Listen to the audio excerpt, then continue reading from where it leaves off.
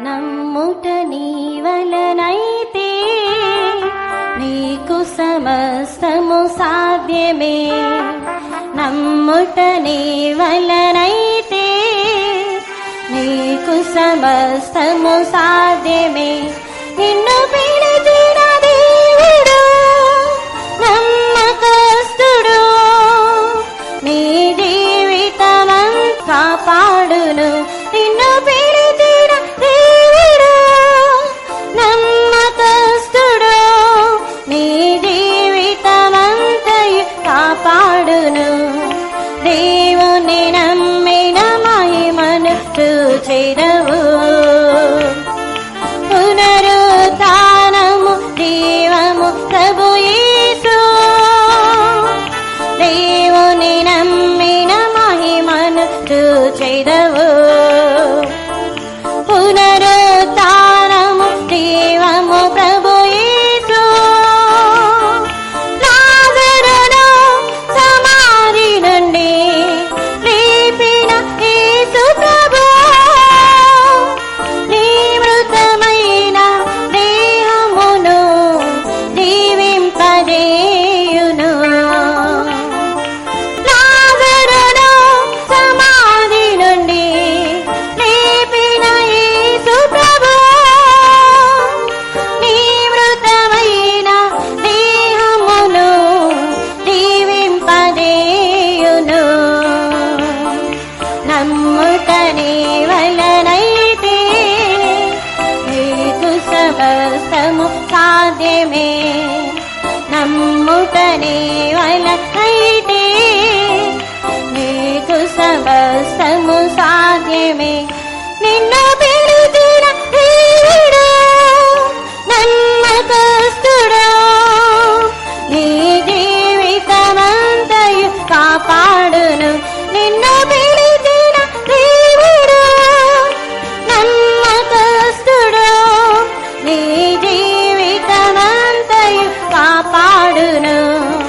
సందేహింపక దేవుని నమ్ము నీవు, సమస్త కార్యము చేయును నీ కొరకు. సందేహింపక దేవుని నమ్ము నీవు, సమస్త కార్యము చేయును నీ కొరకు. అడిగినవి దొరుకునని నీవు నమ్మిన ఎడల అనుగ్రహించును నిశ్చయము పరమందు నీ తండ్రి. అడిగినవి దొరుకునని నీవు నమ్మిన ఎడల అనుగ్రహించును నిశ్చయము పరమందు నీ తండ్రి. నమ్ముట నీ వలనైతే నీకు సమస్తము సాధ్యమే. నమ్ముట నీ వలనైతే నీకు సమస్తము సాధ్యమే. నిన్ను పిలిచిన దేవుడు నమ్మకస్తుడు, నీ జీవితమంతయు కాపాడును. నిన్ను పిలిచిన దేవుడు నమ్మకస్తుడు, నీ జీవితమంతయు కాపాడును. నీ భారములు దేవునిపై మోపుము. ప్రభుని నమ్మిన ఆదుకొనును నిన్ను. నీ భారములు దేవునిపై మోపుము. ప్రభుని నమ్మిన ఆదుకొనును నిన్ను. కష్టదుఃఖ సమస్యలలో చూడుము యేసుని. భారములన్నీ తొలగించి నెమ్మది నీకిచ్చును.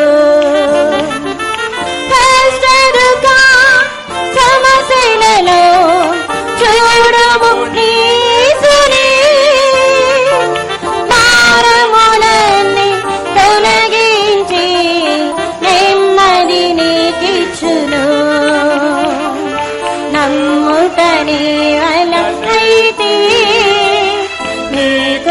సమస్తము సాధ్యమే నమ్ముటనే వలనైతే నీకు సమస్తమే నిన్ను పిలిచిన దేవుడా నమ్మకస్తుడు నీ జీవితమంతయు కాపాడును నిన్ను పిలిచిన దేవుడు నమ్మకస్తుడు నీ జీవితమంతయు కాపాడును విశ్వాసకర్త యేసుని చూచుకునే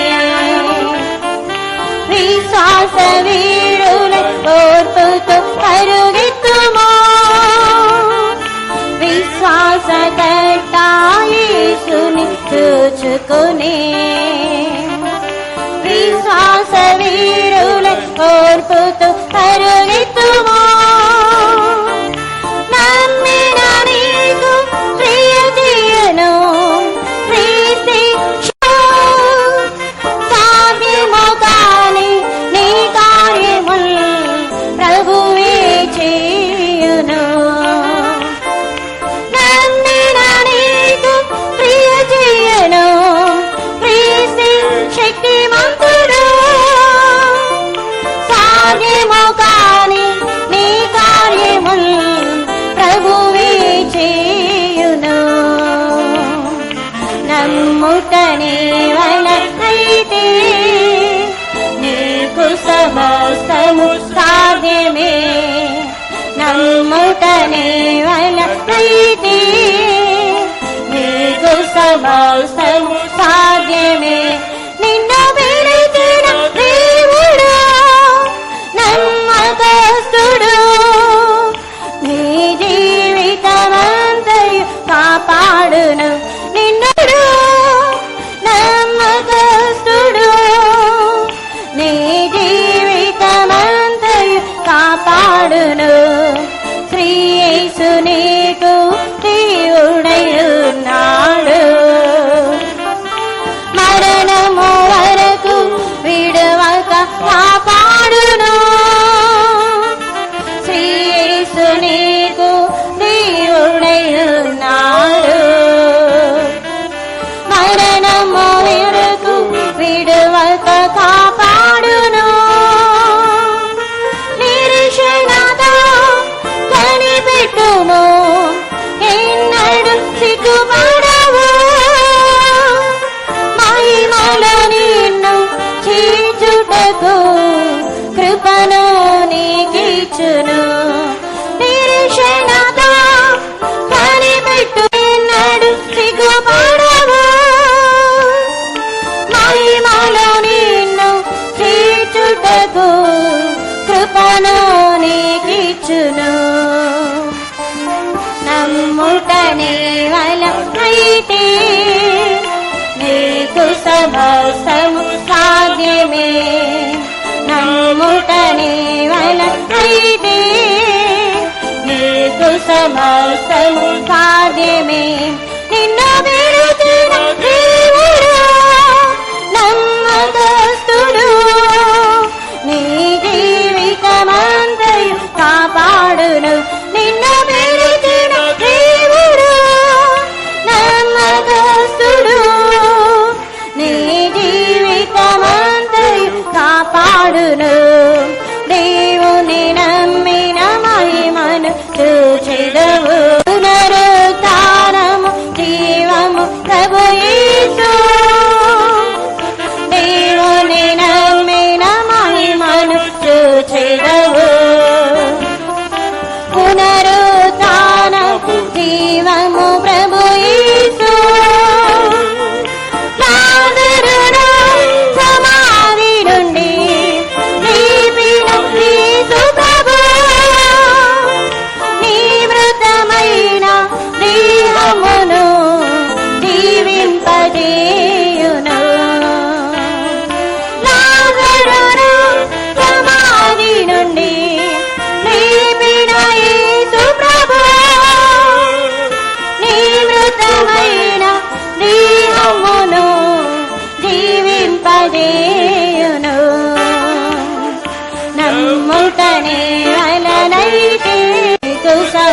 సమస్తము సాధ్యమే నమ్ముట నీ వలనైతే నీకు సమస్తము సాధ్యమే నిన్ను మెరిగిన దేవుడు నమ్మకస్తుడు నీ జీవితమంతయు కాపాడును నిన్ను మెరిగిన దేవుడు నమ్మకస్తుడు నీ జీవితమంతయు కాపాడును శ్రీ యేసు నీకు దేవుడయున్నాడు మరణము వరకు విడువక కాపాడును శ్రీ యేసు నీకు దేవుడయున్నాడు మరణము వరకు విడువక కాపాడును నిరీక్షణతో పరిపెట్టుము సిగ్గుపడవు మహిమను నిన్ను చేర్చుటకు కృపను నీకిచ్చును నిరీక్షణతో పరిపెట్టుము ఎన్నడూ సిగ్గుపడవు మహిమను నిన్ను చేర్చుటకు కృపను నీకిచ్చును నమ్ముట నీ వలనైతే నీకు సమస్తము సాధ్యమే నమ్ముట నీ వలనైతే నీకు సమస్తము సాధ్యమే నిన్ను మెరిగిన దేవుడు నమ్మకస్తుడు నీ జీవితమంతయు కాపాడును నిన్ను మెరిగిన దేవుడు నమ్మకస్తుడు నీ జీవితమంతయు కాపాడును నమ్ముట నీ వలనైతే నమ్ముట నీ వలనైతే నీకు సమస్తము సాధ్యమే నమ్ముట నీ వలనైతే నీకు సమస్తము సాధ్యమే నమ్ముట నీ వలనైతే నీకు సమస్తము సాధ్యమే నమ్ముట నీ వలనైతే నీకు సమస్తము సాధ్యమే నమ్ముట నీ వలనైతే నీకు సమస్తము సాధ్యమే నమ్ముట నీ వలనైతే నీకు సమస్తము సాధ్యమే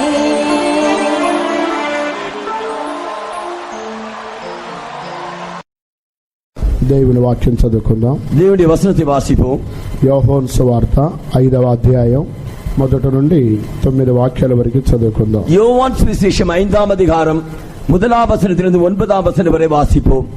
అటు తరువాత యూదుల పండుగ ఒకటి వచ్చెను గనుక యేసు యెరూషలేమునకు వెళ్ళెను. యెరూషలేములో గొర్రెల ద్వారము దగ్గర హెబ్రీ భాషలో బెతెస్దా అనబడిన ఒక కోనేరు కలదు. దానికి 5 మంటపములు కలవు. ఆయా సమయములకు దేవదూత కోనేటిలో దిగి నీళ్లు కదిలించుట కలదు. నీరు కదిలింపబడిన పిమ్మట మొదట ఎవడు దిగునో వాడు ఎట్టి వ్యాధి గలవాడైనను బాగుపడను గనుక ఆ మంటపములలో రోగులు, గ్రుడ్డివారు, కుంటివారు, ఊచకాలు చేతులు గలవారు గుంపులుగా పడి ఉండిరి. అక్కడ 38 ఏండ్ల నుండి వ్యాధి గల ఒక మనుషుడుండెను. యేసు వాడు పడియుండుట చూచి వాడప్పటికీ బహుకాలము నుండి ఆ స్థితిలో ఉన్నాడని ఎరిగి స్వస్థపడ కోరుచున్నావా అని వాడిని అడగగా ఆ రోగి, అయ్యా, నీళ్లు కదిలింపబడినప్పుడు నన్ను కోనీటిలోనికి దించుటకు నాకు ఎవడనూ లేడు గనుక నేను వచ్చినంతలో మరి ఒకడు నాకంటే ముందుగా దిగునని ఆయనకు ఉత్తరం ఇచ్చెను. యేసు, నీవు లేచి నీ పరుపెత్తుకుని నడువమని వానితో చెప్పగా వెంటనే వాడు స్వస్థత నొంది తన పరుపెత్తుకుని నడిచెను. దేవునికి స్తోత్రం కలుగును గాక. దేవునికి స్తోత్రం ఉండావதாக. ప్రభువైన యేసుక్రీస్తు యూదులు యెరూషలేములో పండుగను జరుపుకునే సమయంలో యెరూషలేమునకు ప్రభువు వచ్చి ఉన్నారు. இந்த யூதர்கள் பண்டிகை கொண்டாடியிருக்கிற வேளையே கர்த்தராகிய இயேசு எருசலேமுக்கு வந்தார். దేవునికి స్తోత్రం కలుగును గాక. దేవునికి స్తోత్రం ఉండావதாக. యూదులకి ముఖ్యమైన పండుగలు 3 పండుగలు ఉంటున్నవి. இந்த யூதருக்கு முக்கியமான பண்டிகைகள் 3 உண்டு. ఆ 3 పండుగలలో ఒకటి పెంతెకొస్తు పండుగ. அந்த 3 பண்டிகைகளில் ஒன்று பெந்தெகோஸ்து பண்டிகை, ఇంకొకటి పస్కా పండుగ, இன்னொன்று பஸ்கா பண்டிகை, ఇంకొకటి పర్ణశాలల పండుగ. அந்த 3வது கூடார பண்டிகை. ఈ 3 పండుగలు యూదులకి చాలా ప్రాముఖ్యమైనటువంటి పండుగలు. இந்த 3 பண்டிகைகளும் யூதருக்கு மிகவும் முக்கியமான பண்டிகைகள். ఈ పండుగలు యూదులు యెరూషలేములో జరుపుకుంటున్నారు. இந்த பண்டிகை நாட்களிலே யூதர்கள் எருசலேமிலே சேருவார்கள். దీనికి ముందు యేసు గలిలయలో కొన్ని అద్భుతములు చేసి ఉన్నాడు. இதற்கு முன்னதாக கர்த்தராகிய இயேசு கலிலேயாவிலே சில அற்புதங்களை செய்தார். కానా ఊరిలో ఒక వివాహములో అద్భుతము చేసి నీటిని ద్రాక్షారసంగా మార్చాడు. கானா ஊரிலே ஒரு கல்யாண வீட்டிலே தண்ணீரை திராட்சரசமாக மாற்றி கர்த்தராகிய இயேசு அற்புதம் செய்தார். ఆ తర్వాత యోహాను సువార్త 4వ అధ్యాయములో కూడా మరొక రెండవ అద్భుతమును ఆయన చేసి ఉన్నాడు. இரண்டாவதாக யோவான் சுவிசேஷம் 4ஆம் அதிகாரத்திலே ஒரு அற்புதத்தை அவர் செய்தார். అక్కడ చనిపోయినటువంటి ఒక వ్యక్తిని ఆయన బ్రతికించి ఉన్నాడు. அங்கே மரித்து போன ஒருவனை அவர் உயிரோடு எழுப்பினார். అయినా గలిలయలో ఈ రెండు అద్భుతములు చేసి యెరూషలేమునకు వచ్చి ఉన్నాడు. அவர் கலிலேயாவிலே இந்த ரெண்டு அற்புதங்களை செய்து அவர் எருசலேமுக்குள் வந்தார். యోహాను సువార్త 4వ అధ్యాయం 54వ వచనం మనం చదివినట్లయితే, யோவான் சுவிசேஷம் 4ஆம் அதிகாரம் 54ஆம் వచనத்தை நாம் வாசித்தால், ఇది యేసు యూదయ నుండి గలిలయకు వచ్చి చేసిన రెండవ సూచక క్రియ.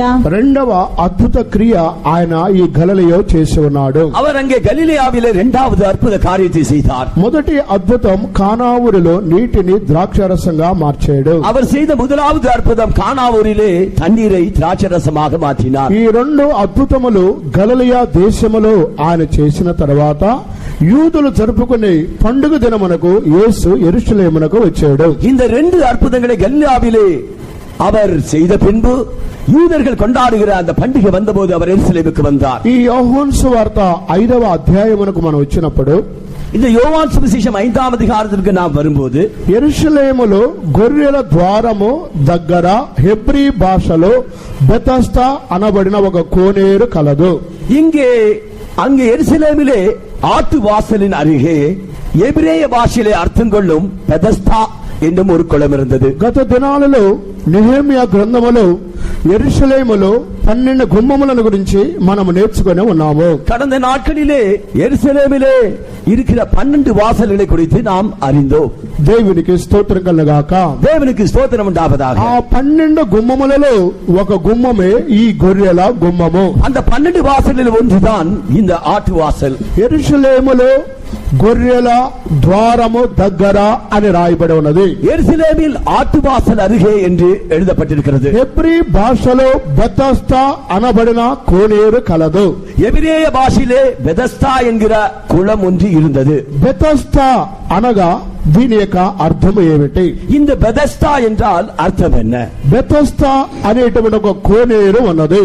அங்கே பெதஸ்தா என்று ஒரு குளம் இருந்தது. ఈ బెతస్దా అనగా దీని యొక్క అర్థం ఏమిటి? இந்த பெதஸ்தா என்றால் அர்த்தம் என்ன? బెతస్దా అనగా దేవుని యొక్క కనికరము అని రాయబడి ఉన్నది. இந்த பெதஸ்தா என்றால் தேவனுடைய இரக்கம் என்று எழுதப்பட்டிருக்கிறது. దేవుని యొక్క కనికరమే ఈ బెతస్దాను బయలుపరుచున్నది. தேவனுடைய இரக்கம் தான் இந்த பெதஸ்தா என்று எழுதப்பட்டிருக்கிறது. బెతస్దా అనేది ఒక కోనేరు అని రాయబడి ఉన్నది. இந்த பெதஸ்தா என்பது ஒரு குளம் என்று எழுதப்பட்டிருக்கிறது. బైబిల్లో పలు విధమైనటువంటి కోనేరుల గురించి రాయబడి ఉన్నది. இந்த வேதத்திலே அநேக குளங்களை குறித்து எழுதப்பட்டிருக்கிறது. సిలోమయి అనేటువంటి కోనేరు గురించి యేసుక్రీస్తు మరొక సందర్భంలో తెలియపరిచి ఉన్నారు. சீலோவாம் என்கிற குளத்தை குறித்து கர்த்தராகிய இயேசு ஒரு சந்தர்ப்பத்திலே சொல்லுகிறார். సిలోమయి కోనేటికి వెళ్లి నీవు నీ యొక్క దేహమును కడుక్కొనుము అని రాయబడి ఉన్నది.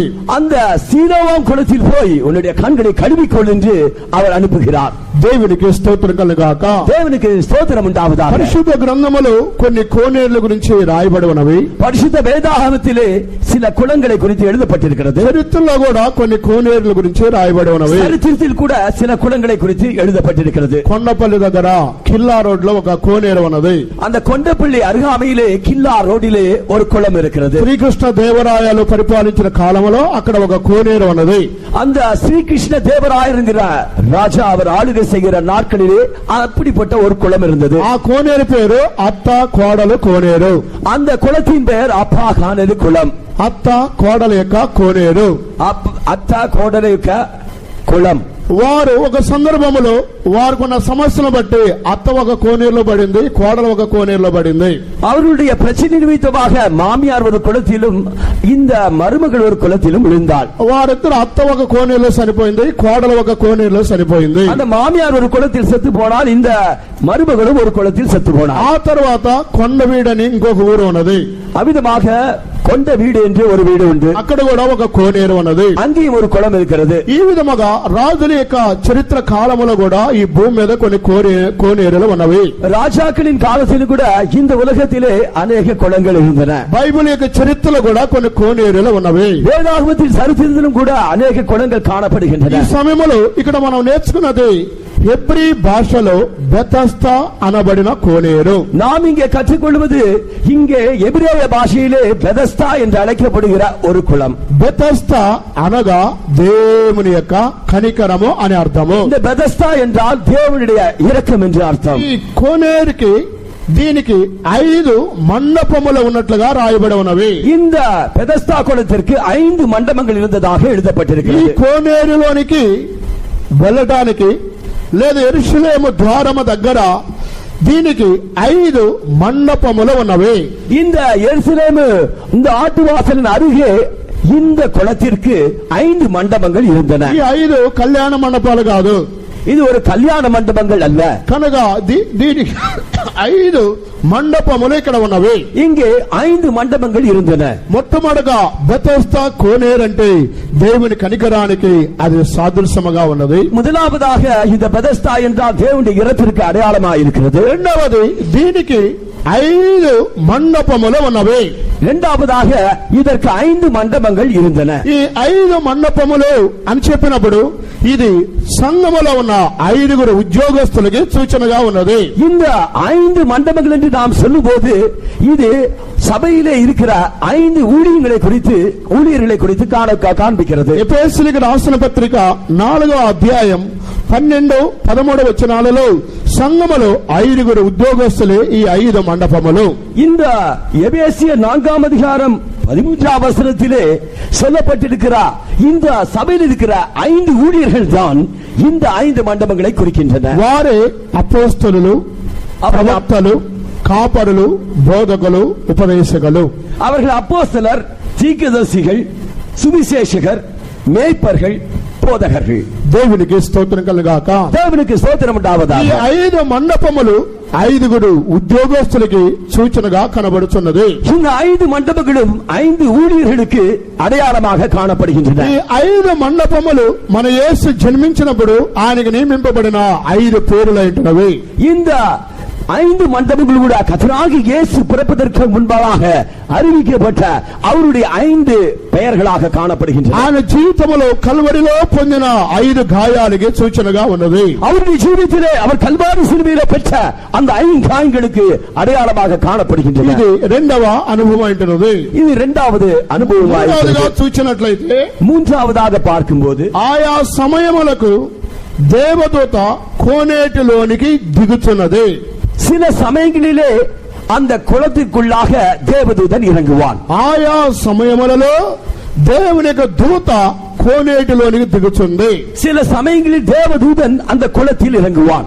ఇక్కడ దేవదూత అని రాయబడి ఉన్నది. இங்கே தேவதூதன் என்று எழுதப்பட்டிருக்கிறது. ఈ దేవదూత అనగా ఎవరు? இந்த தேவதூதன் என்றால் யார்? ఒకవేళ అక్షరానుసారమైన దేవదూతగా మనం నేర్చుకోవచ్చును.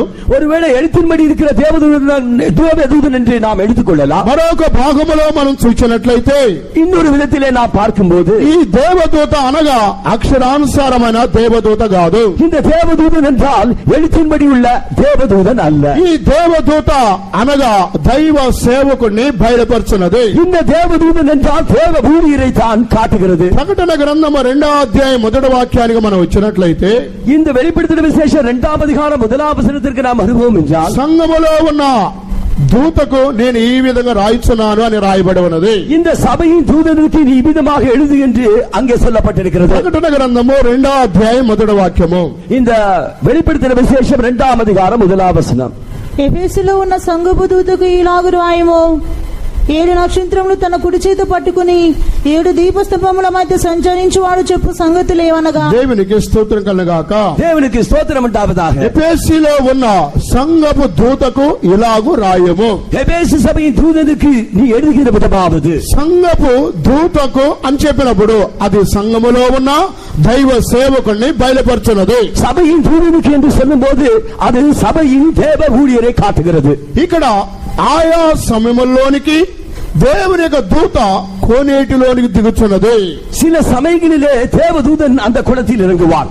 ఈ దేవదూత అనగా దైవ సేవకులకి సూచనగా ఉన్నది. இந்த தேவதூதன் என்றால் தேவ ஊழியருக்கு அடையாளமாக காணப்படுகிறது. మొట్టమొదటిగా బెతెస్దా అంట అనగా దేవుని కనికరానికి సూచన. முதலாவதாக இந்த பெதஸ்தா என்றால் தேவனுடைய இரக்கம். రెండవది 5 మండపములు అనగా సంఘములో ఉన్న 5 ఉద్యోగస్తులకి సూచనగా ఉన్నది. இரண்டாவதாக இந்த குளத்தில் உள்ள 5 மண்டபங்களும் சபையில் உள்ள 5 ஊழியர்களுக்கு அடையாளமாயிருக்கிறது. లేదా యేసు ప్రభువుకు నియమింపబడిన 5 పేరులు.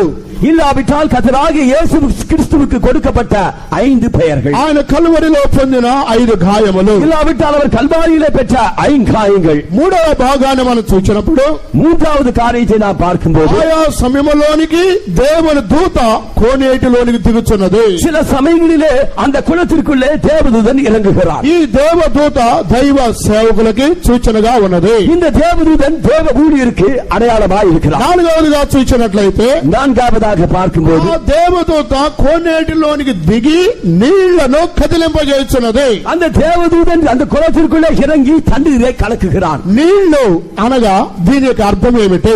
இந்த தண்ணீர் என்றால் அதனுடைய அர்த்தம் என்ன? నీళ్లు అనగా అక్షరానుసారమైన నీళ్లు కాదు. இந்த தண்ணீர் என்றால் எழுத்தின் வடிவில் உள்ள அந்த தண்ணீர் அல்ல. ఈ నీళ్లు అనగా దేవుని యొక్క లేదా ప్రజలను బయలుపరుచున్నది. இந்த தண்ணீர் என்றால் ஜாதிகளை காட்டுகிறது. నీళ్లు అనగా ప్రజలను బయలుపరుచున్నది. இந்த தண்ணீர் என்றால் அநேக ஜாதிகளை தான் காட்டுகிறது. ప్రకటన గ్రంథము 17వ అధ్యాయానికి మనం వచ్చినట్లయితే இந்த வெளிப்படுத்தின விசேஷம் 15ஆம் அதிகாரத்துக்கு நாம் வருவோம் என்றால் 15వ వచనం చదువుకుందాం. 15ஆம் వచనத்தை వాసిపోం. మరియు ఆ దూత నాతో ఇలాగు చెప్పెను, ఆ వేశ్య కూర్చున్న చోట నీవు చూచిన జలములో ప్రజలను జన సమూహములను జనములను ఆయా భాషలో మాట్లాడు వారిని సూచించును. దేవునికి స్తోత్రం కలుగాక. దేవునికి స్తోత్రం ఉండావதாக. నీవు చూచిన జలములు ప్రజలను జన సమూహములను ఆయా భాషలు మాట్లాడు వారిని సూచించును. நீ பார்க்கிற அந்த தண்ணீர்களை கண்டாயே அவைகள் ஜனங்களும் கூட்டங்களும் ஜாதிகளும் భాషకారుమాం. దేవునికి స్తోత్రం కలుగాక. దేవునికి స్తోత్రం ఉండావதாக. ఆయా సమయములోనికి దేవదూత కోనేటిలోనికి దిగి నీళ్లను కదిలింపజేస్తున్నది. சில சமயங்களிலே தேவதூதன் அந்த குளத்தில் இறங்கி தண்ணீரை கலக்குவான். నీళ్లను కదిలింపజేస్తున్నది. அவன் தண்ணீரை கலக்குகிறான். నీళ్లు అనగా అక్షరానుసారమైన నీళ్లు కాదు. இந்த தண்ணீர் என்றால் அந்த எழுத்தின்படி உள்ள தண்ணீர் அல்ல. నీళ్లు అనగా ప్రజలను బయలుపరుచున్నది. இந்த தண்ணீர் என்றால் ஜனங்களை தான் காட்டுகிறது. ఆయా భాషలు మాట్లాడే వారి ప్రజలను బయలుపరుచున్నది. பல பாஷைக்காரரை தான் இது காட்டுகிறது. ఈ దేవదూత నీళ్లను కదిలించుచున్నది. இந்த தேவதூதன் இந்த தண்ணீரை கலக்குகிறான். ఈ రోజు సాయంకాలం మనమందరం కూడా ఆ నీళ్లను కదిలించాలి. இன்று மாலையில் நாம் எல்லாரும் கூட அந்த தண்ணீரை கலக்க வேண்டும். కనుక నీళ్లు కదిలించాలంటే రావు గారింటికి వెళ్ళి బకెట్ లో నీళ్లు కదిలించడం కాదు. இந்த தண்ணீரை கலக்குவது என்றால் ராவுகார் வீட்டிற்கு போய் பக்கெட் தண்ணீரை கலக்குவது அல்ல. లేదా తొట్టిలో ఉన్న నీళ్లను కాళ్ళ మీద చేతుల మీద పోసుకుని నీళ్లు కదిలించడం కాదు. இல்லாவிட்டால் தொட்டியில் உள்ள தண்ணீரை காலிலும் கையிலும் ஊற்றிக்கொண்டு கலக்குவது அல்ல. కనుక నీళ్లను మనము కదిలించాలి. ஆனால் தண்ணீரை கலக்க வேண்டும். నీళ్లు అంటే అక్షరానుసారమైన నీళ్లు కాదు. இந்த தண்ணீர் என்றால் அந்த எழுத்தின்படி உள்ள தண்ணீர் அல்ல. అక్కడ ఉన్నటువంటి బాప్టిస్ట్ వారిని లూథరన్ వారిని ఆ ప్రజలందరినీ మనము కదిలించాలి. அந்த அங்கே இருக்கிற லூத்தரன் ஜனங்களை பாப்டிஸ்ட் ஜனங்களை அங்குள்ள எல்லா ஜனங்களையும் நாம் கலக்க வேண்டும். అక్కడ దేవుని యొక్క వాక్యము ద్వారా ఉపదేశము ద్వారా మనము వారందరినీ కదిలింపజేసేవారుగా ఉండాలి. தேவனுடைய வசனத்தின் மூலமாக அங்கே இருக்கிற ஜனங்களின் சாதியாரையும் நாம் கலக்க வேண்டும். దేవుని యొక్క ఉపదేశం ద్వారా మనం వారిని కదిలించాలి. நாம் தேவனுடைய உபதேசத்தின் மூலமாக அவர்களை கலக்க வேண்டும். కనుక నీళ్లు అంటే అక్షరానుసారమైన నీళ్లు కాదు. இந்த தண்ணீர் என்றால் எழுத்தின்படி உள்ள தண்ணீர் அல்ல. నీళ్లు అనగా ప్రజలను బయలుపరచున్నది. இந்த தண்ணீர் என்றால் ஜனங்களை தான் காட்டுகிறது. నీళ్లు కదిలించాలి. இந்த தண்ணீரை நாம் கலக்க வேண்டும். నీళ్లు కదిలించడం అంటే இந்த தண்ணீரை கலக்குவது என்றால் என்ன? నీళ్లు కదిలించడం అంటే இந்த தண்ணீரை கலக்குவது என்றால் ప్రజల యొక్క మనస్సులను మనము చెలరేపేవారుగా ఉండాలి. இந்த ஜனங்களுடைய மனதை நாம் சிதறிக்கிறவர்களாக இருக்க வேண்டும். ఎటువంటి దుష్టులు దుర్మార్గులు వ్యాధిగ్రస్తులు ఆ స్థలానికి వచ్చినప్పటికీ எந்த துஷ்டரோ துன்மார்க்கரோ வியாதிகிரஸ்தரோ அங்கே வந்தாலும் వారి యొక్క మనస్సు అనేది కరిగిపోయే విధంగా మనం చేయాలి. அவருடைய மனதை உருகிற வண்ணமாக நாம் மாற்ற வேண்டும். వారి యొక్క మనస్సులను కదిలింపబడాలి. அவருடைய மனது அசைக்கப்பட வேண்டும். దీని గురించి పేతురు గ్రంథానికి మనం పత్రిక మనం వచ్చినట్లయితే இதை குறித்து நாம் பேதுரு எழுதிய நிருபத்திற்கு வருவோம் என்றால் 2వ పేతురు రాసిన పత్రిక 2வது பேதுரு 3వ అధ్యాయము 2వ వాక్యం 3వ அதிகாரம் 2వ వచనం. పరిశుద్ధ ప్రవక్తల చేత పూర్వమందు పలుకబడిన మాటలను ప్రభువైన రక్షకుడు మీ అపోస్తుల ద్వారా ఇచ్చిన ఆజ్ఞను మీరు జ్ఞాపకము చేసుకొనవలెనన్న విషయమును మీకు జ్ఞాపకము చేసి నిర్మలమైన మీ మనసులను రేపుచున్నాను. నిర్మలమైన మీ మనస్సులను రేపుచున్నాము. உங்கள் உண்மையான மனதை நான் நினைவூட்டி எழுப்புகிறேன். పరిశుద్ధ దూతల చేత పరిశుద్ధ దేవదూతల మూలமாக లేదా ప్రవక్తల చేత இல்லாவிட்டால் தீர்க்கதரிசி மூலமாக ప్రభు అయిన రక్షకుడు అపోస్తలుల ద్వారా ఇచ్చిన ఆజ్ఞను బట్టి இந்த அப்போஸ்தலர் தந்த அந்த கர்த்தருடைய கட்டளையின்படி అపోస్తలుల ఉపదేశము ద్వారా మనస్సులను మనము రేపాలి. அப்போஸ்தலர் உபதேசம் மூலமாக அவருடைய உண்மையான மனதை நாம் நினைப்பூட்டி எழுப்ப வேண்டும். వారి యొక్క మనస్సులను రేపేవారిగా మనం ఉండాలి. அவருடைய మனதை நாம் எழுப்புவதாக మాற்றపడ வேண்டும். ఆ స్థలములకు ఎటువంటి నామకార్థ క్రైస్తవులు వచ్చినప్పటికీ அந்த இடத்திற்கு எந்த விதமான பெயர் கிறிஸ்தவர்கள் வந்தாலும் ఎటువంటి అన్య జనుల స్థలానికి వచ్చినప్పటికీ எப்படிப்பட்ட அந்நிய ஜனங்கள் வந்தாலும் దేవుని యొక్క వాక్యము ద్వారా వారి మనస్సులను మనం రేపాలి. தேவனுடைய வசனங்களின் மூலமாக நாம் அவருடைய மனதை எழுப்ப வேண்டும். బెతెస్దా కోనేటి దగ్గర దేవుని యొక్క దూత నీళ్లను కదిలించుచున్నది. இந்த பெதஸ்தா அருகாமையில் இருக்கிற அந்த குளத்தின் தண்ணீரை தேவதூதன் கலக்குகிறார். ఆ నీళ్లను మనం అందరం కూడా కదిలించాలి. அந்த தண்ணீரை நாம் எல்லாரும் கூட கலக்க வேண்டும். కదిలించడం అంటే వారి మనస్సులను మనం రేపడము. நாம் கலக்குவது என்றால் அவருடைய மனதை எழுப்புவது. ఉపదేశము ద్వారా వారి యొక్క మనస్సు కదిలింపబడాలి. உபதேசத்தின் மூலமாக அவருடைய மனது கலக்கப்பட வேண்டும். వారి యొక్క మనోనేత్రములు ప్రకాశింపబడాలి. அவருடைய மனக்கண்கள் பிரகாசிக்கப்பட வேண்டும். సత్యమునకు వారు చెవి ఎగ్గేవారుగా ఉండాలి. அந்த సత్యத்தை பின்பற்றுவதாக மாற்றப்பட வேண்டும். ఇదే బెతెస్దా కోనేటి దగ్గర జరిగిన సంభవములు. இதுதான் இந்த பெதஸ்தா குளத்தின் அருகே நடந்த சம்பவம். మొట్టమొదటిగా బెతెస్దా అనగా దేవుని కనికరాన్ని బయలుపరచున్నది. முதலாவதாக இந்த பெதஸ்தா தான் தேவனுடைய இரக்கத்தை காட்டுகிறது. రెండవది 5 మండపములు అది 5 ఉద్యోగస్తులకి సూచనగా కనబడుతున్నది. இரண்டாவதாக அந்த 5 மண்டபங்களும் 5 விதமான ஊழியர்களை காட்டுகிறது. మూడవది అక్కడ ఒక దేవుని దూత కనబడుతున్నది. மூன்றாவதாக அங்கே ஒரு தேவதூதன் காணப்படுகிறான். ఆ దూత దైవ సేవకులకు సూచనగా ఉన్నది. அந்த தேவதூதன் தேவ ஊழியருக்கு அடையாளமாக இருக்கிறான். నాలుగవదిగా నీళ్లు రాయబడి ఉన్నది. நான்காவதாக தண்ணீர் என்று எழுதப்பட்டிருக்கிறது. నీళ్లు అనగా ప్రజలను జనములను బయలుపరుచున్నది. இந்த தண்ணீர் என்றால் ஜனங்களையும் சாதிகளையும் காட்டுகிறது. ఐదవదిగా నీళ్లు కదిలించాలి.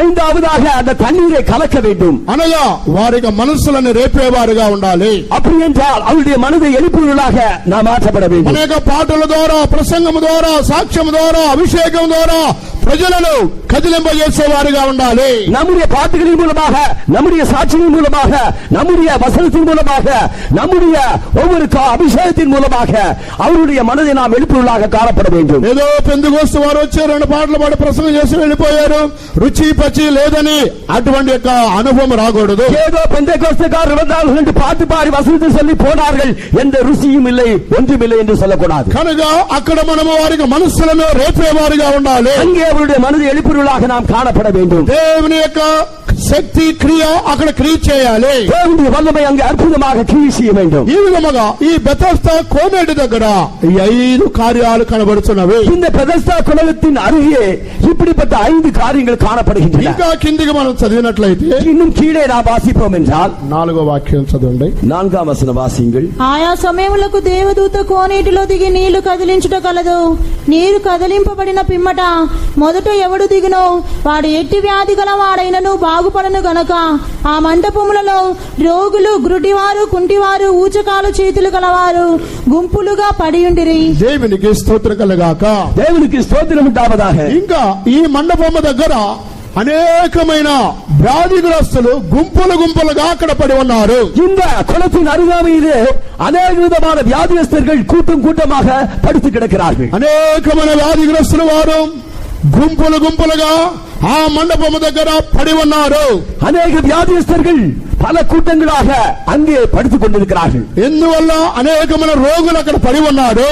எதற்காக அப்படிப்பட்ட வியாதியஸ்தர்கள் அங்கே இருக்கிறார்கள்? అది బెతస్దా అనబడేటువంటి కోనేరు.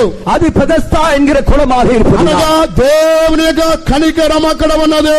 ஏனென்றால் அங்கே தேவனுடைய இரக்கம் இருக்கிறது. ఆయా సమయాలలో దూత నీళ్లు కదిలించినప్పుడు, சில சமயங்களிலே தேவதூத தண்ணீரை கலக்கும் போது మొదట ఏ వ్యక్తి అయితే వెళతాడో ఎటువంటి వ్యాధిగ్రస్తుడైనా అక్కడ స్వస్థత ఉన్నది. அவன் யார் முந்தி அந்த தண்ணீருக்குள் இறங்குவானோ அவன் எப்பேற்பட்ட வியாதிஸ்தனா இருந்தாலும் கூட குணமாக்கப்படுவான். వ్యక్తి వ్యాధి గలవాడైనప్పటికీ అక్కడికి వెళితే వారికి స్వస్థత కలుగుతుంది. அவன் எப்பேற்பட்ட வியாதிஸ்தனா இருந்தாலும் கூட அங்கே போனால் அவனுக்கு స్వస్థత கிடைக்கிறது. ఆ దేవుని దూత ఎప్పుడు నీళ్లు కదిలించిందో ఎవరికి తెలియదు. அந்த தேவதூதன் எப்பொழுது இறங்கி கலக்குவான் என்று யாருக்கும் தெரியாது. అందువల్ల అక్కడ ఉన్నటువంటి రోగులు గుంపులు గుంపులుగా పడి ఉన్నారు. ஆகையால் தான் அங்கே வியாதியஸ்தர்கள் கூட்டம் கூட்டமாக கிடக்கிறார்கள். అందరూ గుంపులు గుంపులుగా వెయిటింగ్ లిస్ట్ లో ఉంటున్నారు. அவர்கள் எல்லாரும் கூட்டம் கூட்டமாக காத்துக் கொண்டிருக்கிறார்கள். ప్రియమైన దేవుని బిడ్డలారా, பிரியமான தேவனுடைய பிள்ளைகளே, అక్కడ 4 గ్రూపుల మనుషులు అక్కడ ఉంటున్నారు. அங்கே 4 கூட்டத்தார் காணப்படுகிறார்கள். చదవండి, வாசியுங்கள்.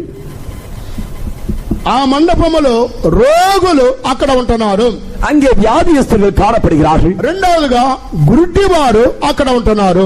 இரண்டாவதாக அங்கே சப்பானிகள் கிடக்கிறார்கள். మూడవదిగా అక్కడ కుంటివారు ఉంటున్నారు. மூன்றாவதாக அங்கே குருடர்கள் இருக்கிறார்கள். నాలుగవది ఊచ కాళ్ళు కలిగిన వారు, ఊచ చేతులు కలిగిన వారు, அந்த சூம்பின கையையும் சூம்பின காலையும் உடையவர்கள் காணப்படுகிறார்கள். ఈ వ్యాధిగ్రస్తులందరూ కూడా ఈ 4 గ్రూపుల వారు గుంపులు గుంపులుగా పడి ఉన్నారు. இந்த வியாதியஸ்தர்களே இந்த 4 கூட்டத்தார் கூட்டம் கூட்டமாக அங்கே கிடக்கிறார்கள். ఎందువలన ఇది బెతస్దా అనబడినటువంటి కోనేరు. ஏனென்றால் இது பெதஸ்தா என்கிற ஒரு குளம். బెతస్దా అనగా దేవుని కనికరాన్ని బయలుపరుచున్నది. இந்த பெதஸ்தா என்றால் தேவனுடைய இரக்கத்தை காட்டுகிறது. రెండవది, ఏ వ్యాధిగ్రస్తుడు అయినప్పటికీ అక్కడ స్వస్థత ఉన్నది. ஏனென்றால் இரண்டாவதாக அவன் எப்பேற்பட்ட வியாதிஸ்தனா இருந்தாலும் கூட స్వస్థமாவான். ఈ వ్యాధి తగ్గుతుందో లేదో అనేటువంటి సమస్య అక్కడ లేదు. இங்கே இந்த வியாதி குறையுமா இல்லையா என்கிற பிரச்சனை இல்லை. ఏ వ్యాధిగ్రస్తుడైనప్పటికీ అక్కడ స్వస్థత ఉన్నది. எப்பேற்பட்ட வியாதிஸ்தனா இருந்தாலும் கூட அங்கே குணமாவான். అక్కడ దేవుని కనికరము రోగుల మీద ఉంటుంది. அங்கே தேவனுடைய இரக்கம் இந்த வியாதிஸ்தர்கள் மேல் இருக்கிறது. అందువల్ల బెతస్దా అనేటువంటి కోనేరు చాలా హైలైట్ అయినటువంటి కోనేరు. ஆகையால் தான் இந்த பெதஸ்தா குளம் மிகவும் புகழ்பெற்ற குளமாக காணப்படுகிறது. బెతస్దా అనే కోనేరుకి ఆ దినాలలో అక్కడ గొప్ప పేరు ప్రఖ్యాతులు ఉన్నవి. அந்த பெதஸ்தா குளத்திற்கு அந்நாட்களிலே மிகவும் பேரும் புகழும் இருந்தது. ఈ రోజులో కూడా కొన్ని కాలేజీకి వెళ్ళినప్పుడు మనకి ఎన్ని మార్కులు వచ్చినా సీటు దొరకదు. நாம் இந்நாட்களிலே சில காலேஜுகளுக்கு போனால் அங்கே நாம் எவ்வளவு மார்க்குகள் வாங்கியிருந்தாலும் கூட அங்கே நமக்கு சீட்டே கிடைக்காது. లేదా కొన్ని హాస్పిటల్కి వెళ్ళినప్పుడు కూడా మనకి ఏక అడ్మిట్ అవడానికి ఖాళీలే ఉండవు. அவ்விதமாக சில ஆஸ்பத்திரிகளுக்கு போனாலும் கூட அங்கே நுழைவு பெறுவதற்கு கூட நமக்கு அனுமதி கிடைக்காது. ఈ విధముగా అనేక స్థలాల్లో ఈ లోకములో హాస్పిటల్స్ లోను, ఉద్యోగ స్థలాలలోను, కాలేజీల్లోను, ఇతర ఆఫీసులలో మనకి ఖాళీ దొరకడం లేదు. அவ்விதமாக இந்நாட்களிலே பல ஆஸ்பத்திரிகளிலும் பல காலேஜுகளிலும் பல அலுவல்களிலும் பல வேலை செய்கிற இடங்களிலும் கூட நமக்கு அனுமதியே கிடைப்பதில்லை. వాటన్నిటికీ ఒక విశేషమైన పేరు ఉన్నందువల్ల ప్రజలు గుంపులు గుంపులుగా ఎగబడుతున్నారు. அவைகள் எல்லாவற்றிற்கும் கூட பேரும் புகழும் இருப்பதினால் அங்கே கூட்டம் கூட்டமாக ஜனங்கள் காத்துக் கொண்டிருக்கிறார்கள். ఆ దినాలలో బెతస్దా కోనేటికి ఒక విశేషమైన పేరు ఉన్నది. அந்நாட்களிலே பெதஸ்தா என்கிற அந்த குளத்திற்கு ஒரு விசேஷமான பேர் இருந்தது. అక్కడ దేవుని కనికరము రోగుల మీద ఉంటుంది. அங்கே தேவனுடைய இரக்கம் வியாதியஸ்தர்கள் மேல் இருந்தது. ఏ వ్యాధిగ్రస్తుడు అక్కడికి వచ్చినప్పటికీ స్వస్థత పొందే వెళ్తున్నారు. எப்பேற்பட்ட வியாதியஸ்தனாக இருந்தாலும் கூட அங்கே வந்தவன் சுகம் பெற்றான். స్వస్థత పొందకుండా వెళ్ళేటువంటి అనుభవం లేదే లేదు. இந்த சுகம் பெறாமல் போன அனுபவம் ஒருவனுக்கும் இல்லை. అందరూ స్వస్థత పొంది వెళుతున్నారు. அங்கே எல்லாரும் கூட சுகம் பெற்றுதான் திரும்பி போகிறார்கள். అక్కడ 4 రకములైనటువంటి మనుషులు గుంపులు గుంపులుగా పడి ఉన్నారు. அங்கே 4 விதமான கூட்டத்தார் கூட்டம் கூட்டமாக கிடக்கிறார்கள். వారు గుంపులు గుంపులుగా అక్కడ పడి ఉన్నారు. அவர்கள் கூட்டம் கூட்டமாக அங்கே கிடக்கிறார்கள். వారిలో మొదటి గ్రూపును చూసినట్లయితే அங்கே முதல் கூட்டத்தாரை பார்ப்போம். ఆ మండపములో మొట్టమొదటిగా రోగులు అక్కడ గుంపులు గుంపులుగా ఉన్నారు. முதலாக அங்கே வியாதியஸ்தர்கள் கூட்டம் கூட்டமாக இருக்கிறார்கள். రోగులు గుంపులు గుంపులుగా ఉన్నారు. இந்த வியாதியஸ்தர்களோ கூட்டம் கூட்டமாகவே இருக்கிறார்கள். ప్రియమైన దేవుని బిడ్డలారా, பிரியமான தேவனுடைய பிள்ளைகளே, మొదటి గ్రూపు రోగులు అని రాయబడి ఉన్నది. அந்த முதல் கூட்டத்தார் வியாதியஸ்தர் என்று எழுதப்பட்டிருக்கிறது. వ్యాధిగ్రస్తులు రోగులు అక్కడ గుంపులు గుంపులుగా ఉన్నారు. அந்த வியாதியஸ்தர்கள் ரோகிகளும் கூட அங்கே கூட்டம் கூட்டமாக படித்திருக்கிறார்கள். ఈ యొక్క వ్యాధి రోగము ఈ రెండు ఒకే అనుభవాన్ని బయలుపరుచున్నది. இந்த வியாதியும் இந்த ரோகமும் அது ஒரே அனுபவத்தை தான் காட்டுகிறது. అనగా వీరు గుంపులు గుంపులుగా పడి ఉన్నారు. இவர்கள் கூட்டம் கூட்டமாக அங்கே கிடக்கிறார்கள். అయితే వ్యాధి రోగము దీని వెనుక ఒక విశేషమైన మర్మం ఉన్నది. இந்த வியாதி ரோகத்திற்கு பின்னதாக ஒரு விசேஷமான ரகசியம் இருக்கிறது. ఈ వ్యాధి రోగము రావడానికి పాపమే కారణముగా ఉన్నది. இந்த வியாதியும் இந்த ரோகம் அவர்களுக்கு வருவதன் காரணம் அவருடைய பாவம் தான். అనేక మందికి దినాలలో వ్యాధులు రోగములు సంభవించడానికి కారణం ఏంటి? அநேக ஜனங்களுக்கு நாட்களிலே வியாதியும் ரோகமும் வருவதன் காரணம் என்ன?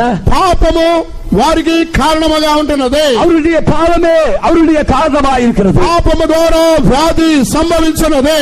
பாவத்தின் மூலமாகத்தான் அவர்களுக்கு வியாதி வருகிறது. ఒక వ్యక్తికి వ్యాధి రావడానికి అనేకమైన కారణాలు ఉంటున్నవి. ஒரு மனிதனுக்கு வியாதி வருவதற்கு அநேக விதமான காரணங்கள் உண்டு. అవన్నీ నేర్చుకోవడానికి సమయం ఉండదు.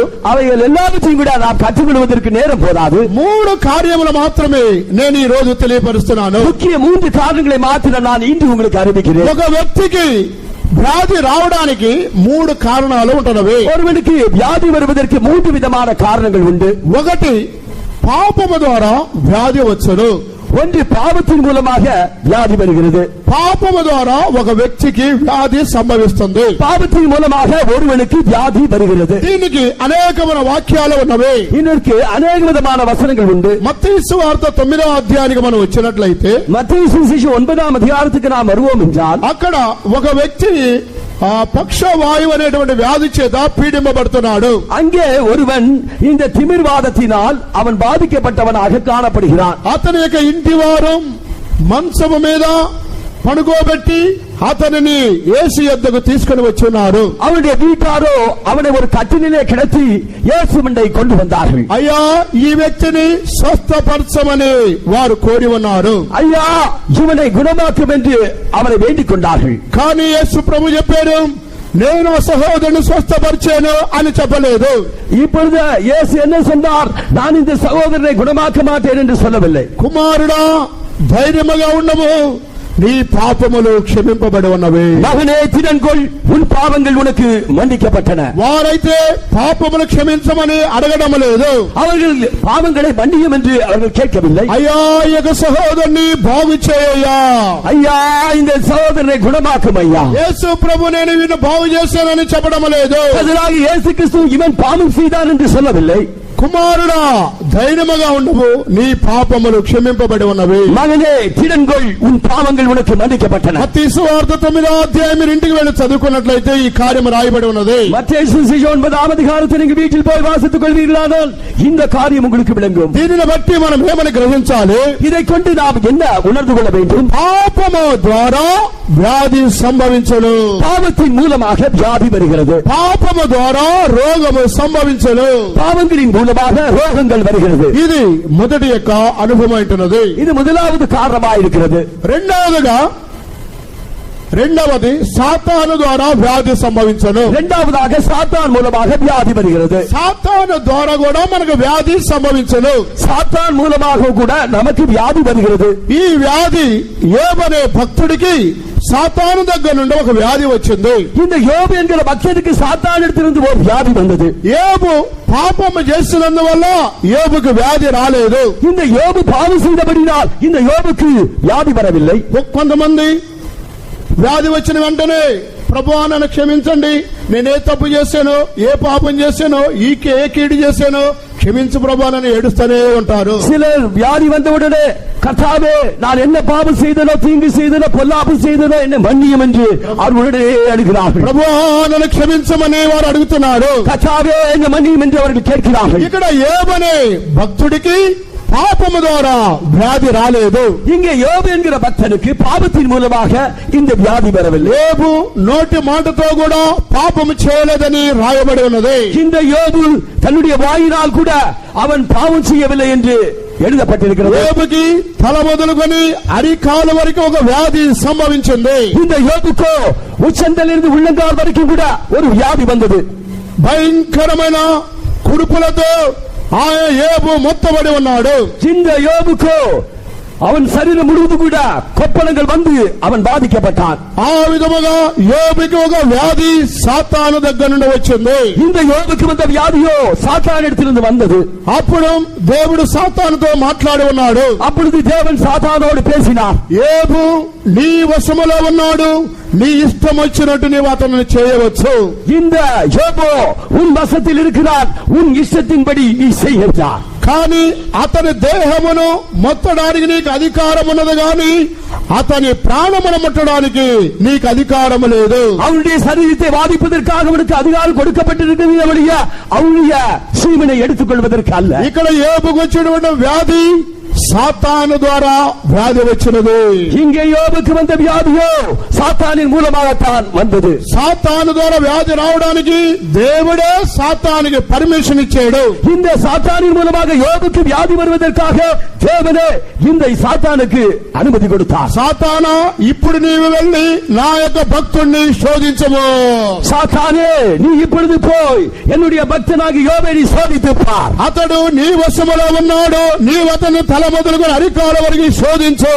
அவன் முன்வசத்தில் இருக்கிறான், நீ அவனுடைய உச்சந்தலிருந்து உள்ளங்கால் வரைக்கும் சோதித்து பார். కనుక అతని ప్రాణాలు మాత్రం ముట్టడానికి వీలు లేనే లేదు. என்றாலும் அவனுடைய ஜீவனை தொடுவதற்கு உனக்கு அதிகாரம் கொடுக்கப்படவில்லை. ఇది రెండవ కారణమైంటున్నది. இது இரண்டாவது காரணமாயிருக்கிறது. మొట్టమొదటిగా పాపము ద్వారా వ్యాధి సంభవిస్తును. முதலாவதாக பாவத்தின் மூலமாக வியாதி வருகிறது. రెండవది సాతాను దగ్గర నుండి వ్యాధి వచ్చును.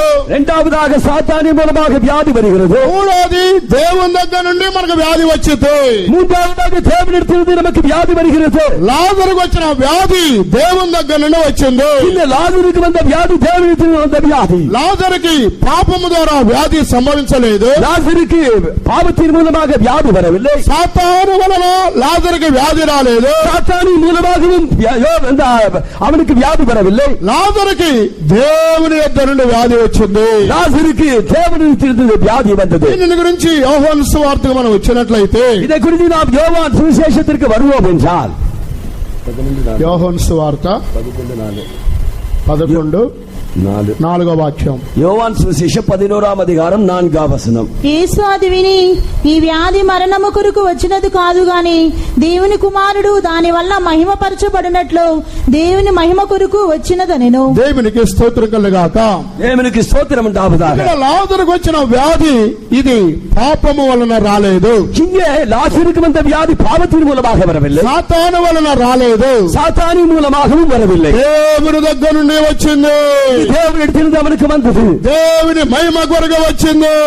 மகிமைக்கு ஏதுவாக இது வந்தது. ప్రియమైన దేవుని బిడ్డలారా, பிரியமான தேவனுடைய பிள்ளைகளே, ఒక వ్యక్తికి వ్యాధి ఈ 3 కారణాల బట్టి వచ్చింది. ஒருவனுக்கு వ్యాధి இந்த மூன்று காரணங்கள் ஒன்று நிமித்தம் வரும். ఒకటి పాపము, ஒன்று பாவம், రెండవదిగా సాతాను, இரண்டாவது சாத்தான், మూడవది దేవుని యొక్క మహిమ కొరకు. மூன்றாவது தேவனுடைய மகிமைக்காக. ఈ మూడు విధములుగా వ్యాధి సంభవించును. இந்த மூன்று விதத்திலே வியாதி வரலாம். ఈ మూడు కారణముల ద్వారా వ్యాధి సంభవించినప్పుడు இந்த மூன்று காரணங்கள் ஒன்று நிமித்தமாக வியாதி வரும்போது మనము ఎందువలన ఈ వ్యాధి వచ్చిందో దానిని మనం గుర్తుపట్టాలి. நமக்கு எதன் மூலமாக இந்த வியாதி வந்தது என்று நம்ம கண்டுகொள்ள வேண்டும். నాలో ఉన్న పాపము ద్వారా వ్యాధి సంభవించిందా అని మనం కనుగొనాలి. ஒருவேளை இது பாவத்தின் மூலமாக சாத்தானின் மூலமாக இந்த வியாதி வந்ததா என்று கண்டுகொள்ள வேண்டும். లేదా ఇది సాతాను పోరాటం ద్వారా వచ్చిందా అని మనం గుర్తుపట్టాలి. இல்லாவிட்டால் இது சாத்தானின் போராட்டத்தின் மூலமாக வந்ததா என்று நாம் கண்டுகொள்ள வேண்டும். లేదా దేవుడి నామ మహిమార్థమై ఇది వచ్చినదా అని మనం గుర్తుపట్టాలి. இல்லாவிட்டால் தேவனுடைய நாமத்தின் மகிமைக்காக இது வந்ததா என்று நாம் கண்டுகொள்ள வேண்டும். ఈ మూడు కోణములలో దేని ద్వారా మనకు వ్యాధి వచ్చిందో దాన్ని గుర్తుపట్టి అప్పుడు మనం ప్రార్థన చేయాలి. இந்த மூன்று காரணங்களில் என்ன காரணத்தை நிமித்தம் நமக்கு வியாதி வந்தது என்று நாம் அறிந்து கொண்டு அப்பொழுது நாம் செபிக்க ஆரம்பிக்க வேண்டும். ఉదాహరణ, మీరు కూడా కొంతమంది వ్యాధిగ్రస్తులు హాస్పిటల్కి వెళ్లేవారు ఉన్నారు. ஒரு உதாரணமாக இங்கே உங்களில் ஒரு சிலர் வியாதி வந்தால் ஆஸ்பத்திரிக்கு போய் இருக்கிறார்கள். ఆసుపత్రికి వెళ్ళిన వెంటనే డాక్టర్ వెంటనే మీకు సూది వేయడు. அங்கே ஆஸ்பத்திரி போனவுடன் டாக்டர் உடனடியாக உங்களுக்கு ஊசி போட மாட்டார். మొట్టమొదటగా ఆయన రోగిని పరీక్షిస్తాడు. முதலாக அவர் வியாதியஸ்தனை அவர் சோதித்து பார்ப்பார். ఈ వ్యాధి ఈ సహోదరుడికి ఎందుకు వచ్చింది? இந்த வியாதி இந்த சகோதரனுக்கு எதற்காக வந்தது? ఇది బీపీ వలన వచ్చిందా, இது பிபி வழியா மூலமாக வந்ததா, లేదా టెన్షన్ వలన వచ్చిందా, இல்லாவிட்டால் டென்ஷன் மூலமாக வந்ததா, లేదా నరముల వలన వచ్చిందా, இல்லாவிட்டால் நரம்பு மண்டலத்தின் மூலமாக வந்ததா, లేదా ఆలోచన వలన వచ్చిందా, இல்லாட்டா விதவிதமான ஆலோசனைகளால் வந்ததா? ఎందువలన ఈ వ్యాధి వచ్చిందని ముందు డాక్టర్ కూడా పరీక్షించి ఆ తర్వాత ట్రీట్మెంట్ చేస్తాడు. முன்னதாகவே இந்த டாக்டர் சோதித்து பார்த்து அதற்கேற்ற விதத்தில் அவர் கிரியை செய்வார். ఏమి తెలియకుండా డాక్టర్ ట్రీట్మెంట్ చేయడు.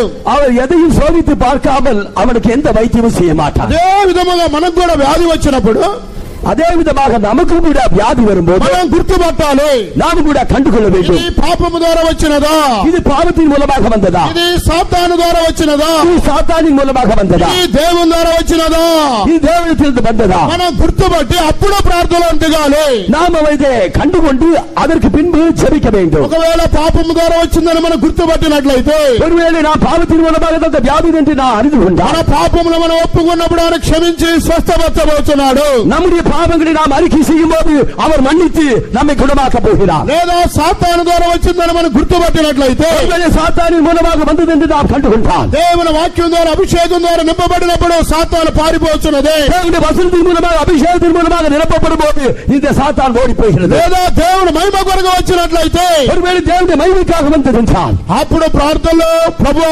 సహించుకోవడానికి కృప ఇవ్వండి అని ప్రార్థన చేసినప్పుడు దేవుడు కృప ఇవ్వచ్చున్నాడు. கர்த்தாவே இதை சகித்துக் கொள்ளக்கூடிய ஒரு கிருபை எனக்கு தாரும் என்று ஜெபிக்கும் போது தேவன் உனக்கு கிருபை தருவார். అప్పుడు ఆ వ్యాధిలో మనం విడుదల పొందబోతున్నాము. அப்பொழுது அப்படிப்பட்ட வியாதியிலிருந்து நாம் விடுதலை பெற போகிறோம். ఈ బెతెస్దా కోనేటి దగ్గర అనేకమైన రోగులు గుంపులు గుంపులుగా పడి ఉన్నారు. இந்த பெலஸ்தாயின் குளத்தின் அருகாமையிலே அநேக விதமான வியாதியஸ்தர்கள் கூட்டம் கூட்டமாக படுத்து கிடக்கிறார்கள். బెతెస్దా దేవుని కనికరాన్ని బయలుపరచబోతున్నది. இந்த பெலஸ்தான் தான் தேவனுடைய இரக்கத்தையே காண்பிக்க போகிறது. దేవునికి స్తోత్రం కలుగాక. தேவனுக்கு ஸ்தோத்திரம் உண்டாவதாக. ఇక్కడ ఒక వ్యక్తి 38 సంవత్సరముల నుండి అతడు బహుకాలం నుండి అక్కడ పడి ఉన్నాడు. இங்கே ஒருவன் 38 வருஷமாக வியாதியஸ்தனாய் அங்கே படுத்து கிடக்கிறான். అతడు లేచి ఆ కోనేటి దిగబోయే లేపు మరొకరు వెళ్లి దిగి వారు స్వస్థత పొందిపోతున్నారు. அவன் எழுந்து அந்த தண்ணீருக்குள்ளே இறங்கும் முன்னதாக மற்றொருவன் இறங்கி அவன் சுத்தமாக்கப்பட்டு போகிறான். ఇలాగే అతని జీవితం 38 సంవత్సరాలు కొనసాగిపోయింది. இவ்விதமாகவே அவருடைய ஜீவிதமோ 38 வருடங்கள் கழிந்து போயின. బాగుపడాలి అనుకుంటున్నాడు, కానీ కార్యం జరగడం లేదు. அவன் சுகமாக வேண்டும் வாஞ்சிக்கிறான் என்றாலும் காரியம் நடக்கவில்லை. అతడు దిగిపోయే లోపు వేరొకరు వచ్చి దిగిపోయి స్వస్థత పొంది వెళ్ళిపోతున్నాడు. இறங்குவதற்கு முன்னதாக இன்னொருவன் இறங்கி சுகம் பெற்று போகிறான். కనుక ఇతడు మాత్రం అలాగే ఉన్నాడు.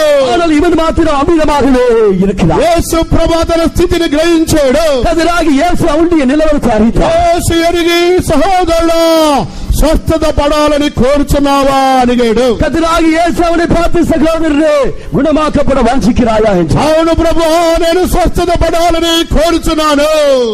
ஆமென் கர்த்தாவே, நான் குணமாக்கப்பட வாஞ்சிக்கிறேன் என்றார். స్వస్థత పడాలని కోరుచున్నావా అని ప్రభు వారిని అడిగి ఉన్నారు. நீ స్వస్థமாக்கப்பட வாஞ்சிக்கிறாயா என்று கர்த்தர் அவனை கேட்டார். అవును ప్రభు, నేను స్వస్థత పడాలని కోరుచున్నాను.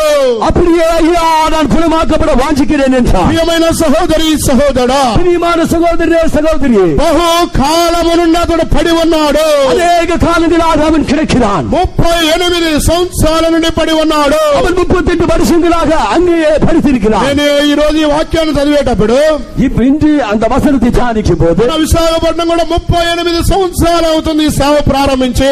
இங்க விசாகப்பட்டினத்தில் ஊழியம் ஆரம்பித்து 38 வருடங்கள் ஆயின. 38 సంవత్సరాల నుండి స్థలం కొనాలి అనుకుంటానే 38 ఏళ్ళు గడిచిపోయింది. இந்த 38 வருஷங்களாக நிலம் வாங்க வேண்டும் என்றாலும் கூட 38 வருடங்கள் కొనాలని అనుకుంటున్నామే గాని ఇలాగ 38 సంవత్సరాలు గడిచిపోయింది. வாங்க வேண்டும் என்று எண்ணுகிறோமே ஒழிய 38 வருடங்கள் கழிந்து போகின. కానీ ఇంతవరకు ఏమీ జరగలేదు. என்றாலும் இறுதி வரைக்கும் கூட ஒன்றும் நடக்கவில்லை. అతడి యొక్క స్థితిని యేసు ఎరిగి ఉన్నాడు. அவனுடைய நிலையை கர்த்தர் அறிந்தார். ఆ వాక్యం చదవండి, அந்த వசனத்தை వాసింగల్. 7వ వాక్యం చదవండి. ఆరోగ్య అయ్యా, నీళ్లు కదిలింపబడినప్పుడు నన్ను కోనేటిలోనికి దించుటకు నాకు ఎవడనూ లేడు గనక నేను వచ్చినంతలో మరి ఒకడు నాకంటే ముందుగా దిగునని ఆయనకు ఉత్తరం ఇచ్చెను. 6వ వాక్యం.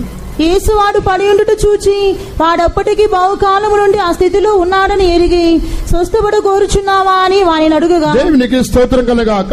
దేవునికి స్తోత్రం ఉండావదా. యేసు వాడు పడి ఉండట చూచి ఉన్నాడు.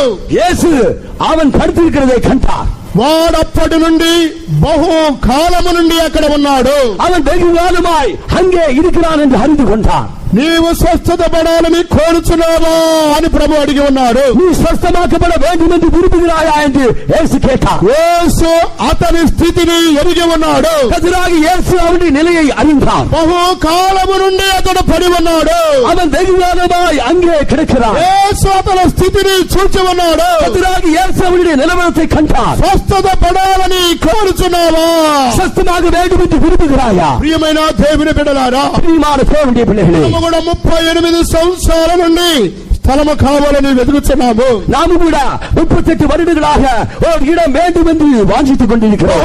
కాలములో నుండి ప్రయాసపడుతున్నాము. வெகு காலமாய் நாம் பிரயாசப்படுகிறோம். అయితే ఏమి ఇంతవరకు దేవుడు క్రియ చేయలేదు. என்றாலும் கூட இதுவரைக்கும் கூட தேவன் கிரியை செய்யவில்லை. అలనాడు యేసు వారి యొక్క స్థితిని చూసి మాట్లాడిన విధముగా அன்றைக்கு இயேசு அவனுடைய நிலையை கண்டு அவனோடு பேசினார். స్వస్థత పడాలని కోరుచున్నావా? நீ స్వస్థமாக்கப்பட வேண்டும் என்று வாஞ்சிக்கிறாயா? అలాగే ప్రభు మన ఒక్కొక్కరిని అడుగుతున్నాడు. அவ்விதமாகவே நம் ஒவ்வொருவரையும் கர்த்தர் அறிந்திருக்கிறார். కావాలని మీలో ఎంతమంది కోరుచున్నారు? நம்மிடத்திலே குணமாக்கப்பட வேண்டும் என்று உங்கள் எத்தனை பேர் வாஞ்சிக்கிறீர்கள்? స్థలము కావాలని మనలో ఎంతమంది కోరుచున్నారు? நமக்கு ஒரு இடம் வேண்டும் என்று உங்கள் எத்தனை பேர் விரும்புகிறீர்கள்? కనుక నేను మీకు సహాయం చేయవలసినని ప్రభు మాట్లాడుతున్నారు. கர்த்தர் உங்களுக்கு உதவி செய்வதாக அவர் உங்களோடு பேசுகிறார். వాని యొక్క స్థితిని దేవుడు ఎరిగి ఉన్నాడు. அவருடைய நிலையை கர்த்தர் அறிந்திருந்தார். మన యొక్క స్థితిని కూడా ప్రభు ఎరిగి ఉన్నాడు. நம்முடைய நிலையை கூட கர்த்தர் அறிந்திருக்கிறார். ఆ తర్వాత యేసు నీ పరిపెత్తుకొని నడువమని పలికి ఉన్నాడు. அதற்கு பின்பு கர்த்தராகிய இயேசு சொன்னார், உன் படுக்கையை எடுத்துக்கொண்டு நீ போ என்றார். వెంటనే వాడు పరిపెత్తుకొని నడిచి స్వస్థత పొంది ఉన్నాడు. உடனடியாக படுக்கையை எடுத்துக்கொண்டு நடந்து சுகமாக்கப்பட்டார். 38 సంవత్సరాల వ్యాధిగ్రస్తుడు స్వస్థత పొంది ఉన్నాడు. 38 வருடங்களாக வியாதிஸ்தனாய் இருந்தவன் குணமாக்கப்பட்டான். ప్రియమైన దేవుని బిడ్డలారా, பிரியமான தேவனுடைய பிள்ளைகளே, దీనిని బట్టి మనం ఏమని గ్రహించాలి? இதிலிருந்து நாம் என்னத்தை அறிந்து கொள்ள வேண்டும்? ఈ వ్యాధిగ్రస్తుడు క్రీస్తుకి పూర్వము వ్యాధిగ్రస్తుడుగా ఉన్నాడు. இந்த வியாதியஸ்தன் கிறிஸ்துவுக்கு முன் அவன் வியாதியஸ்தனாய் இருந்தான். క్రీస్తుకు పూర్వము ఆ కోనేటి దగ్గర పడి ఉన్నాడు. கிறிஸ்துவுக்கு முன்னதாகவே அவன் அந்த குளத்தின் அருகாமையில் கிடந்தான். స్వస్థత ఎప్పుడు పొందాడంటే அவன் எப்பொழுது குணமாக்கப்பட்டான்? క్రీస్తు శకములో పొందాడు. கிறிஸ்துவுக்கு பின் அவன் குணமாக்கப்பட்டான். బీసీలో వ్యాధిగ్రస్తుడుగా మారాడు. அவன் பிசியிலே வியாதியுள்ளவனாக மாற்றி ఏడీలో స్వస్థత పొందాడు. அவன் ஏரியிலே குணமாக்கப்பட்டான். ప్రియమైన దేవుని బిడ్డలారా, பிரியமான தேவனுடைய பிள்ளைகளே, కాలములో నుండి వ్యాధిగ్రస్తుడుగా ఉన్నాడు. அவன் வெகு காலமாய் வியாதிஸ்தனாய் இருக்கிறான். యేసు అతనిని స్వస్థపరిచాడు. கர்த்தராகிய இயேசு அவனை குணமாக்கினார். అతడు ఒక రోజు దేవుని ఆలయంలో కూర్చున్నాడు. அவன் ஒரு நாள் தேவனுடைய ஆலயத்திலே இருந்தான். యేసు ప్రభు ప్రసంగం చేస్తూనే ఉన్నాడు. கர்த்தராகிய இயேசு பிரசங்கம் பண்ணி கொண்டிருக்கிறார். ఈ స్వస్థత పొందిన వ్యక్తి ఆ మూడవ స్తంభం దగ్గర కూర్చున్నాడు. இந்த குணமாக்கப்பட்டவன மூன்றாவது தூண் அருகாமையில் இருக்கிறான். అప్పుడు యేసు అతనితో మాట్లాడుతున్నాడు. అప్పుడు இயேசு என்ன சொல்கிறார்? ఇదిగో నీవు స్వస్థత పొందితివి, இதோ நீ சொஸ்தமானாய், ఇక మీదట నీవు పాపము చేయకుము. இனி நீ பாவம் செய்யாதே. దీని గురించి యోహాను సువార్త 5వ అధ్యాయానికి మనం వచ్చినట్లయితే இதை குறித்து நாம் யோவான் சுவிசேஷம் 5ஆம் அதிகாரத்துக்கு வருவோம் என்றால் 14వ వాక్యం 14వ వచనం. అటు తరువాత యేసు దేవాలయములో వారిని చూచి, ఇదిగో స్వస్థత నొందితివి, మరి ఎక్కువ కీడు నీకు కలుగకుండునట్లు ఇకను పాపము చేయకుమని చెప్పగా, దేవునికి స్తోత్రం కలగాక. தேவனுக்கு ஸ்தோத்திரம் உண்டாவதாக. ఇక మీదట నీవు పాపము చేయకుము, நீ பாவம் செய்யாதே. ఇక మీదట కీడు సంభవించకూడదు. அதிகமான கேடு உனக்கு உண்டாக கூடாது. ఇదిగో నీవు స్వస్థత నొందితివి. இதோ நீ சொஸ்தமானாய். ప్రియమైన దేవుని బిడ్డలారా, பிரியமான தேவனுடைய பிள்ளைகளே, ఇక్కడ వ్యాధితో ఉండడానికి కారణం అతని పాపమే కారణం. இவன் வியாதியஸ்தனாய் இருந்ததன் காரணம் அவனுடைய பாவம். అందువల్ల నువ్వు స్వస్థత నొందితివి, ఇక మీదట నీవు పాపము చేయవద్దు. ஆகையால் இதோ நீ சொஸ்தமானாய், இனி பாவம் செய்யாதே. పాపము ద్వారా వ్యాధి సంభవించను. பாவத்தின் மூலமாக வியாதி சம்பவிக்கும். పాపము క్షమింపబడినప్పుడు వ్యాధి స్వస్థత పొందుతున్నారు. பாவங்கள் மன்னிக்கப்படும் போது வியாதியிலிருந்து சொஸ்தமாவார். పాపము క్షమింపబడకపోతే స్వస్థత లేదు. பாவங்கள் மன்னிக்கப்படாவிட்டால் சொஸ்ததை இல்லை. 38 సంవత్సరాల అతడు పాపము వలె జీవించాడు. 38 வருடங்களாக பாவத்தோடு ஜீவிக்கிறான். అందువల్ల వ్యాధి 38 సంవత్సరాలు పీడించింది. ஆகையால் அவருக்கு வியாதி கூட 38 வருடங்களாக பீடிக்கப்பட்டார். కానీ బెతెస్దా కోనేటి దగ్గర ప్రభువే కనికరపడ్డాడు. அந்த பெலஸ்தா குளத்தின் அருகாமையிலே கர்த்தரே அவன் மேல் இறக்கப்பட்டார். అతనిని చూసి అతని స్థితిని ఎరిగి ప్రభువాన్ని బాగు చేసి ఉన్నారు. கர்த்தர் அவனை கண்டு அவனுடைய நிலையை அறிந்து அவனை சொஸ்தமாக்கினார். ప్రియమైన దేవుని బిడ్డలారా, பிரியமான தேவனுடைய பிள்ளைகளே, వీరు మొదటి గ్రూపు వారు. இவர்கள் முதலாவது கூட்டத்தார். వీరే రోగులు. இவர்கள் தான் வியாதியஸ்தர். ఈ వ్యాధిగ్రస్తులు గుంపులు గుంపులు పడి ఉన్నారు. இந்த வியாதியஸ்தர் கூட்டமாக படுத்திருக்கிறார்கள். రెండో గ్రూపును మనం చూసినట్లయితే இரண்டாவது கூட்டத்தார் గురుడి వారు అక్కడ ఉన్నారు. குருடர்கள் அங்கே இருக்கிறார்கள். అనేక మంది గురుడి వారు ఈ బెతెస్దా కోనేటి దగ్గర ఉన్నారు. அநேக குருடர்கள் இந்த பெதஸ்தா குளத்தின் அருகாமையில் இருக்கிறார்கள். ప్రియమైన సహోదరి సహోదరా, பிரியமான சகோதரனே சகோதரியே, గురుడి వాడు అని రాయబడలేదు. அந்த குருடானவர்கள் என்று எழுதப்படவில்லை. ఏక వచనం అక్కడ రాయబడలేదు.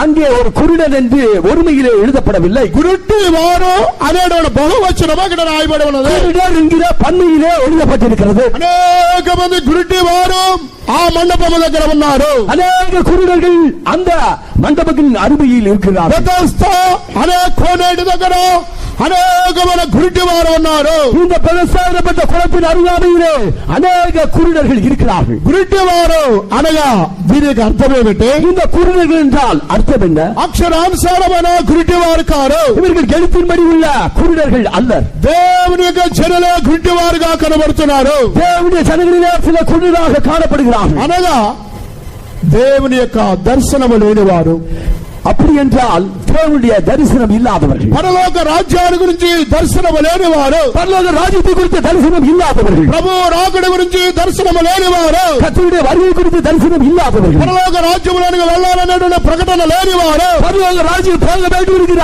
வெளிப்படுத்தல் இல்லாதவர்கள், వారు దేవుని ఆలయానికి వస్తున్నారు. அவர்கள் தேவனுடைய ஆலயத்துக்கு வருகிறார்கள். కనిపెట్టుకోవడానికి వచ్చేవారు, காத்திருக்கிறதுக்கும் வருகிறார்கள், కన్వెన్షన్కి వచ్చేవారు, வேத பாடத்திற்கும் வருகிறார்கள், ఆరాధనకు వచ్చేవారు, ஆராதனைக்கு வருகிறார்கள், కన్వెన్షన్కి వచ్చేవారు, கன்வென்ஷனுக்கும் வருகிறார்கள். అన్ని కార్యములలో పాలు పొందేవారు. அவர்கள் எல்லா காரியங்களுக்கும் கூட பங்கு பெறுகிறார்கள். కానీ వారు గురుడి వారుగా ఉన్నారు. என்றாலும் அவர்கள் குருடராகத்தான் இருக்கிறார்கள். గురుడి వారు అనగా ప్రభు రాకడ గురించి నిరీక్షణ లేనివారు, இந்த குருடர்கள் என்றால் கர்த்தருடைய வருகை குறித்த நம்பிக்கை இல்லாதவர், పరలోక రాజ్యాన్ని గురించి దర్శనము లేనివారు, இந்த பரலோக ராஜ்யத்தை குறித்து வெளிப்படுத்தல் இல்லாதவர்கள், ప్రభు రాకడకు వెళ్ళాలనే మనసు లేనివారు, கர்த்தருடைய வருகையில் காணப்படுவோம் என்கிற அந்த ரகசியம் தெரியாதவர்கள், లేదా ఆత్మీయ జీవితంలో ప్రకాశింపబడని వారు, இல்லாவிட்டால் ஆவிக்குரிய ஜீவித்திலே பிரகாசிக்கப்படாதவர்கள். 2 కొరింథీయులకు రాసిన పత్రిక 4వ అధ్యాయం 4వ వాక్యానికి మనం వచ్చినట్లయితే 2 கொரிந்தியர் 4ஆம் அதிகாரம் 4ஆம் வசனத்துக்கு நாம் வருவோம் என்றால், వారు ప్రకాశింపబడకుండా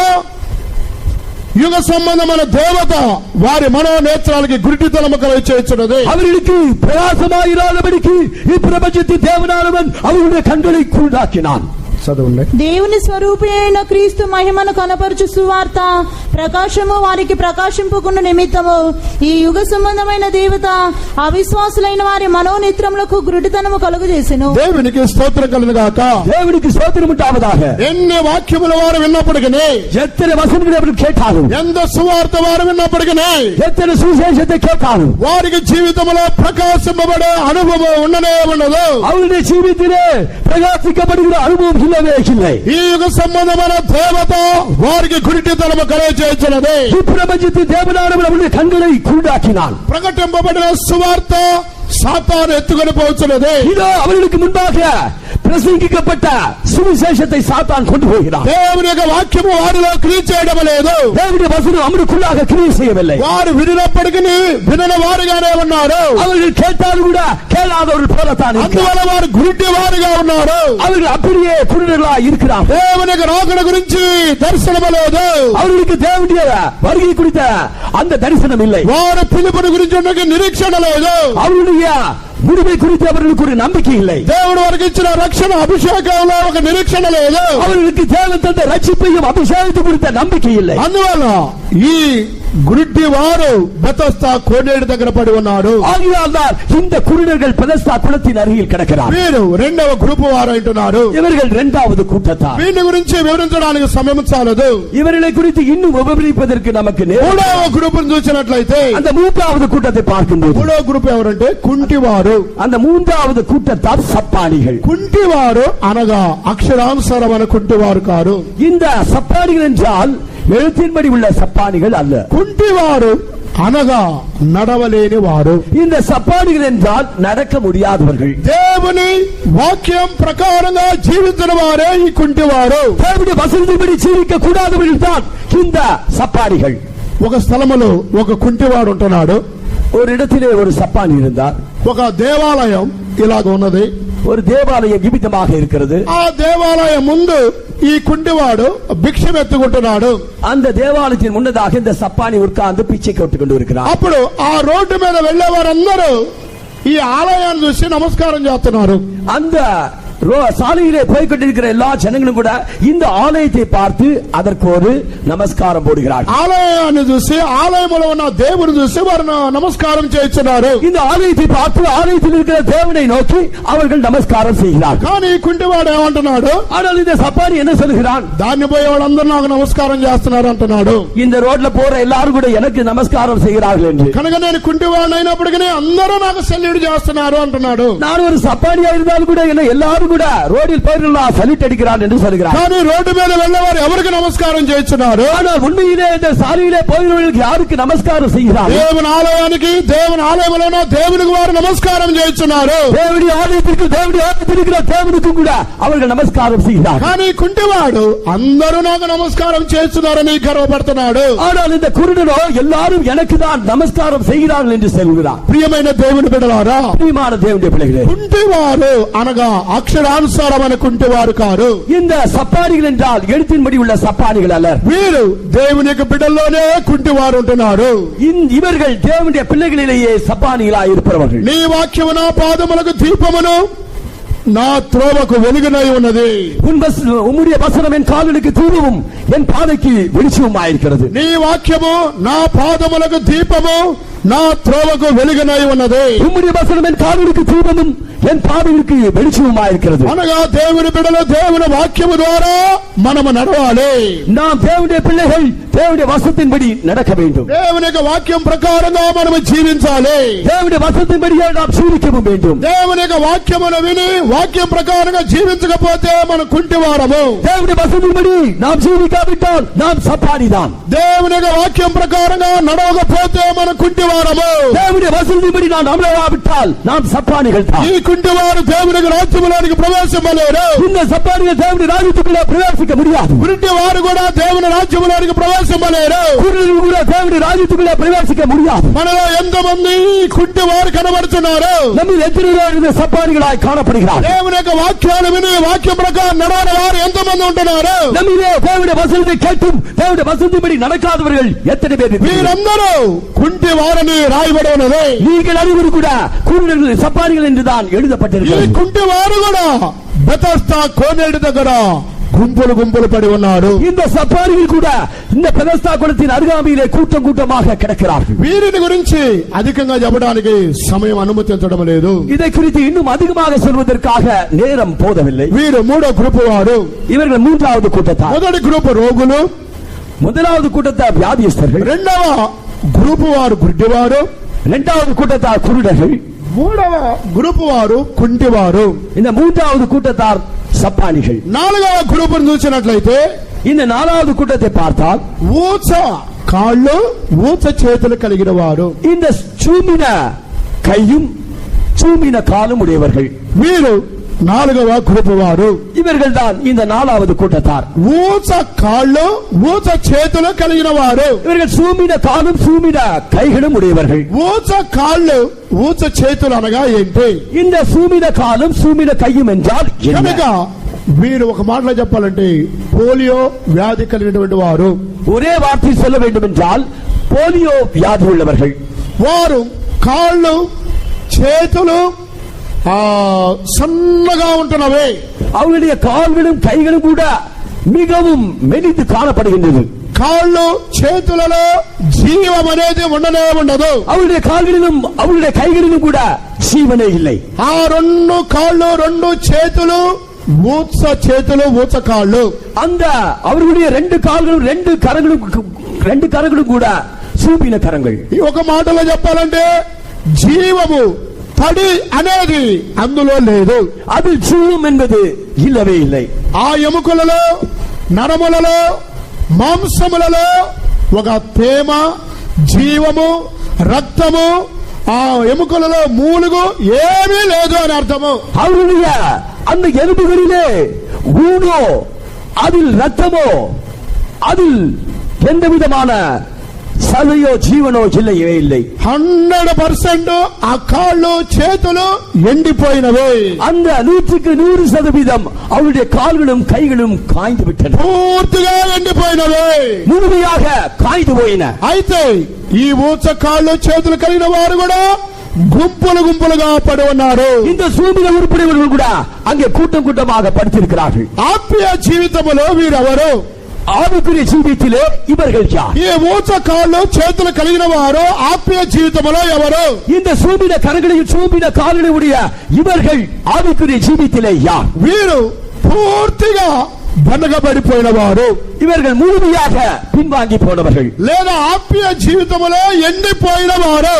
இவர்கள் ஆவிக்குரிய ஜீவியத்திலே காய்ந்து போன நிலையில் இருப்பவர்கள். వారు ఏ కూటానికి వచ్చినప్పటికీ, அவர்கள் எந்த கூட்டத்துக்கு வந்தாலும், అన్ని కూటాలకు వారు వచ్చినప్పటికీ எல்லா கூட்டங்களுக்கு வந்தாலும் కనుక వారి ఆత్మీయ జీవితంలో జీవం అనేది ఉండదు. அவருடைய ஆவிக்குரிய ஜீவியத்திலே ஜீவனே இருப்பதில்லை. ఎదుగుదల ఉండనే ఉండదు. அவருடைய ஆவிக்குரிய ஜீவியத்திலே வளர்ச்சி என்பதே இல்லை. ఒక్క రోజు కూడా ప్రార్థన చేసే అలవాటు వారికి ఉండదు. ஒரு நாள் கூட ஜெயிக்கிற வழக்கம் இல்லை. లేదా సాక్షి చెప్పే అనుభవం ఉండదు. இல்லாவிட்டால் சாட்சி சொல்கிற அனுபவம் இல்லை. వ్యక్తిగతముగా వారు అభివృద్ధి పొందేటువంటి క్రియ వారిలో లేదు. தனிப்பட்ட விதத்திலே அவர்கள் வளர்கிற ஒரு கிரியை அவர்களுக்குள்ளே இல்லவே இல்லை. దేవునికి స్తోత్రం కలుగాక. தேவனுக்கு ஸ்தோத்திரம் உண்டாவதாக. ప్రార్థన విషయంలో వారు పూర్తిగా ఎండిపోయిన వారు. அவர்கள் ஜெப காரியங்களிலே முழுமையாக காய்ந்து போனவர்கள். లేదా దేవుని ఇంటిలో పని జరిగినప్పుడు ఒక్క రోజు కూడా పని చేయని వారు కూడా ఎండిపోయిన వారితోనే సమానం. இல்லாவிட்டால் தேவனுடைய ஆலயத்திலே வேலை நடக்கும்போது ஒரு நாள் கூட அந்த வேலையிலே பங்கு பெறாத காய்ந்து போனவர். లేదా దేవుని యొక్క సేవకు సహాయపడే కార్యాల్లో కూడా ఏమి సహకరించిన వారు ఎండిపోయిన చేతులు కాళ్ళు కలిగిన వారితోనే సమానము. இல்லாவிட்டால் தேவனுடைய ஊழியத்திலே சகாயம் செய்கிற காரியங்களிலே இவர்கள் சகாயம் செய்யாதவர்களாய் முழுமையாக காய்ந்து போனவர்கள். అందువల్ల ఆత్మీయ కోణములోను శరీర రీతిగా దేవుని కార్యాలలో ఎటువంటి సంబంధము లేని వారు ఈ ఊస చేతులు కాళ్ళు కలిగిన వారు ஆகிய தேவனுடைய ஊழியத்திலும் தேவனுடைய ஒவ்வொரு காரியத்திலும் கூட பங்கு பெறாத இவர்கள் தான் இந்த சூழ்நில கைகளும் கால்களும் உடையவர்கள். వారు వ్యక్తిగత జీవితంలో ఎండిపోయిన కాళ్ళు చేతులు కలిగిన వారు, அவர்கள் ஆவிக்குரிய தன்மைத்த ஜீவித்திலே காய்ந்து போன கைகளும் கால்களும் உடையவர்கள். సంఘములో కూడా వారు ఎండిపోయిన కాళ్ళు చేతులు కలిగిన వారు వలె ఉంటున్నారు. அவர்கள் சபையில் கூட காய்ந்து போன கால்களும் கைகளும் உடையவர்கள். వీరందరూ గుంపులుగా బెతస్దా కోనేటి దగ్గర ఉన్నారు. இவர்கள் எல்லாரும் கூட கூட்டமாக பெதஸ்தா குளத்தின் அருகிலே கிடக்கிறார். బెతస్దా అనగా దేవుని కనికరాన్ని బయలుపరుచున్నది. இந்த பெதஸ்தா என்றால் தேவனுடைய இரக்கத்தை காட்டுகிறது. యేసు బెతస్దా కోనేటి దగ్గరికి వచ్చాడు. கர்த்தராகிய இயேசு பெதஸ்தா குளத்தின் அருகே வந்தார். గలిలయ నుండి యెరూషలేమునకు ఆయన వచ్చాడు. గలిలయాவிலிருந்து எருசலேமுக்கு அவர் வந்தார். గొర్రెల ద్వారము దగ్గరికి బెతస్దా అనే కోనేటి దగ్గరికి వచ్చాడు. இப்பொழுது அவர் பெதஸ்தா என்கிற குளத்தின் அருகே அவர் வந்தார். ఇక్కడ ఒక ఈ కోనేటికి 5 మండపాలు ఉన్నవి. இந்த குளத்திற்கு 5 மண்டபங்கள் உண்டு. ఈ 5 మండపాల దగ్గర 4 విధమైన రోగులు ఉన్నారు. இந்த 5 மண்டபங்கள் அருகில் 4 விதமான வியாதிஸ்தர்கள் கிடக்கிறார்கள். వారు మొదటి గ్రూప్ వారు రోగులు. அவர்களிலே முதல் கூட்டத்தார் தான் வியாதிஸ்தர். రెండవ గ్రూప్ వారు గురిటివారు. இரண்டாவது கூட்டத்தார் தான் குருடர்கள். మూడవ గ్రూప్ వారు కుంటివారు. மூன்றாவது கூட்டத்தார் சப்பானிகள். నాలుగవ గ్రూప్ వారు ఊచ కాళ్ళు ఊచ చేతులు కలిగిన వారు. இந்த 4வது கூட்டத்தார் தான் சூப்பின உறுப்புடையவர்கள். వీరిని యేసు స్వస్థపరచబోతున్నాడు. இவர்களை கர்த்தர் குணமாக்க போகிறார். వీరిలో అనేక మందిని స్వస్థపరచబోతున్నాడు. இவர்களை கர்த்தர் இன்று குணமாக்க போகிறார். బెతస్దా కోనేటి దగ్గర గుంపులు పడి ఉన్నారు. இவர்கள் இப்பொழுது பெதஸ்தா குளத்தின் அருகே கூட்டமாக கிடக்கிறார்கள். ఈ 4 గ్రూపుల వారిపైన దేవుని కనికరం దిగుతున్నది. இந்த 4 கூட்டத்தார் மேல் தேவனுடைய இரக்கம் இறங்குகிறது. 38 సంవత్సరాలు పడిన వ్యక్తిని యేసు స్వస్థపరిచి ఉన్నాడు. 38 வருஷங்களாக வியாதிப்பட்டவனை கர்த்தர் இன்று குணமாக்கினார். ఈ దినాలలో మనలో అనేక మందిని ప్రభు స్వస్థపరచబోతున్నాడు. இன்று நம்மில் அநேகரை கர்த்தர் குணமாக்க போகிறார். అనేక మంది గుడ్డి వారిని బాగు చేయబోతున్నాడు. இன்று நம்மில் குருடா இருக்கிற அநேகரை கர்த்தர் குணமாக்க போகிறார். అనేక మంది కుట్టి వారిని స్వస్థపరచబోతున్నాడు. நம்மில் சப்பானிகளா இருக்கிற அநேகரை கர்த்தர் குணமாக்க போகிறார். ఎండిపోయిన ఊచ చేతులు కాళ్ళు కలిగిన వారిని బలపరచబోతున్నాడు. காய்ந்து போன கரங்களும் காய்ந்து போன கால்களும் உடையவர்களை இன்று கர்த்தர் பலப்படுத்த போகிறார். కొంతమంది ఆత్మలో ఎండిపోయిన వారుగా ఉంటున్నారు. எத்தனை பேர் ஆளுக்கிற ஜீவித்திலே காய்ந்து போயிருக்கிறீர்கள்.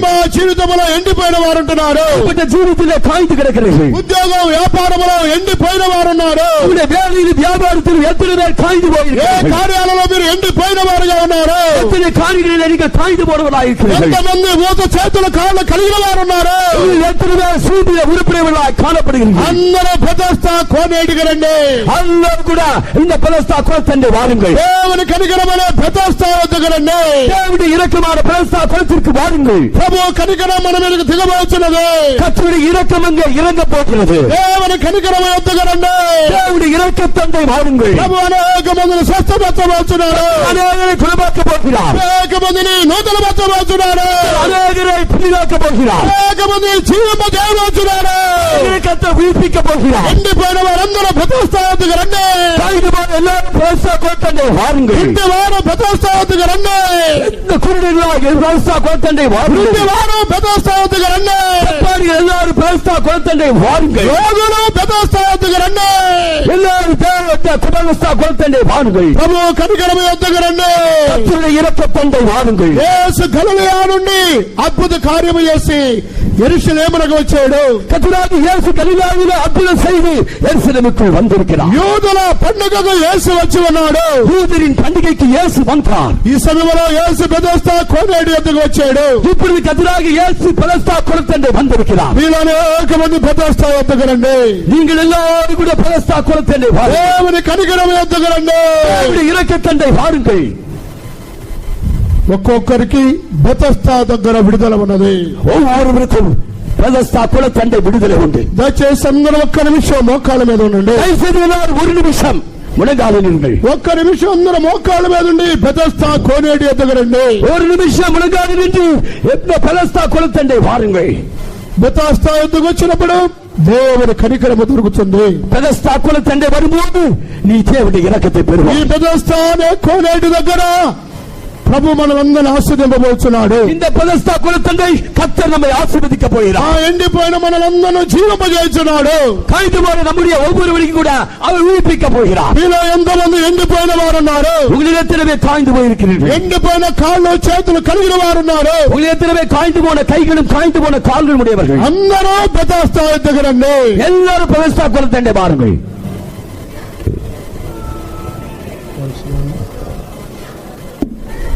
బహుకాలం పడి ఉన్నారు గిరి చూచి జాలితో మాట్లాడి నడువాదేసి.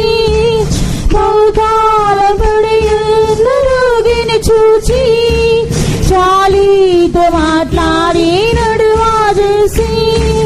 తీరని వ్యాధితో వచ్చిన జనులు కనికరస్తముతో ముత్యము ప్రభువా. తీరని వ్యాధితో వచ్చిన జనులు కనికరస్తముతో ముత్యము ప్రభువా. జాలిగల యేసు ప్రభు నిరోగులకు స్వస్థతనిమ్ము. జాలిగల యేసు ప్రభు నిరోగులకు స్వస్థతనిమ్ము. నీరు కరుణాస్తాము చాపి వేళ సాగు చేయము రోగులను. నీరు కరుణాస్తాము చాపి వేళ బాగు చేయము రోగులను. జాలిగల యేసు ప్రభు నిరోగులకు స్వస్థతనిమ్ము. నానావిధ రోగులు దయ్యములాచి పీడింపబడి వచ్చిరి నీ సన్నిధికి. నానావిధ రోగులు దయ్యములాచి పీడింపబడి వచ్చిరి నీ సన్నిధికి. నజరేయుడేసుని నామములో బాగు చేయము ఇప్పుడే దయతో తండ్రి. నజరేయుడేసుని నామములో బాగు చేయము ఇప్పుడే దయతో తండ్రి. జాలిగల యేసు ప్రభు ఈరోజులకు స్వస్థతనిమ్ము. జాలిగల యేసు ప్రభు స్వస్థతనిమ్ము. నీరునాశము చాపి వేళ బాగు చేయము రోగులను. నీరు కరుణాశము చాపి వేళ బాగు చేయము రోగులను.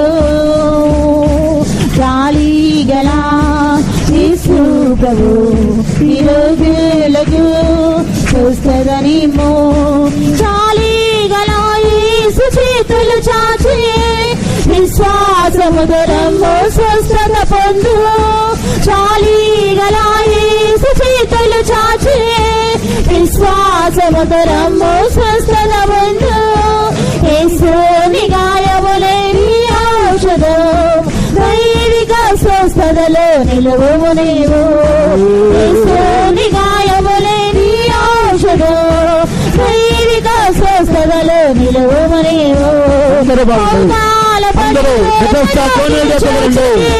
గాలితో మాట్లాడి నడువాదేసి. పడి ఉన్న రోగిని చూచి జాలితో మాట్లాడి నడువాదేసి.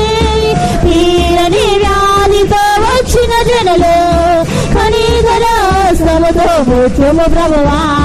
తీరని వ్యాధితో వచ్చిన జనులు కనికరస్తముతో ముత్యము ప్రభువా. రోగిని చూచి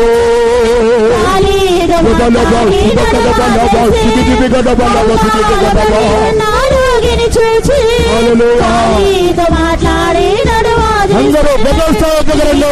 వ్యాధితో వచ్చిన జనులు కనికరస్తముతో ముత్యము ప్రభువా. తీరని వ్యాధితో వచ్చిన జనులు కనికరస్తముతో ముత్యము ప్రభువా. తీరని రాజుతో వచ్చిన జనులు కనికర శ్రమతో ముట్టుము ప్రభువా. తీరని రాజుతో వచ్చిన జనులు కనికర శ్రమతో ముట్టుము ప్రభువా.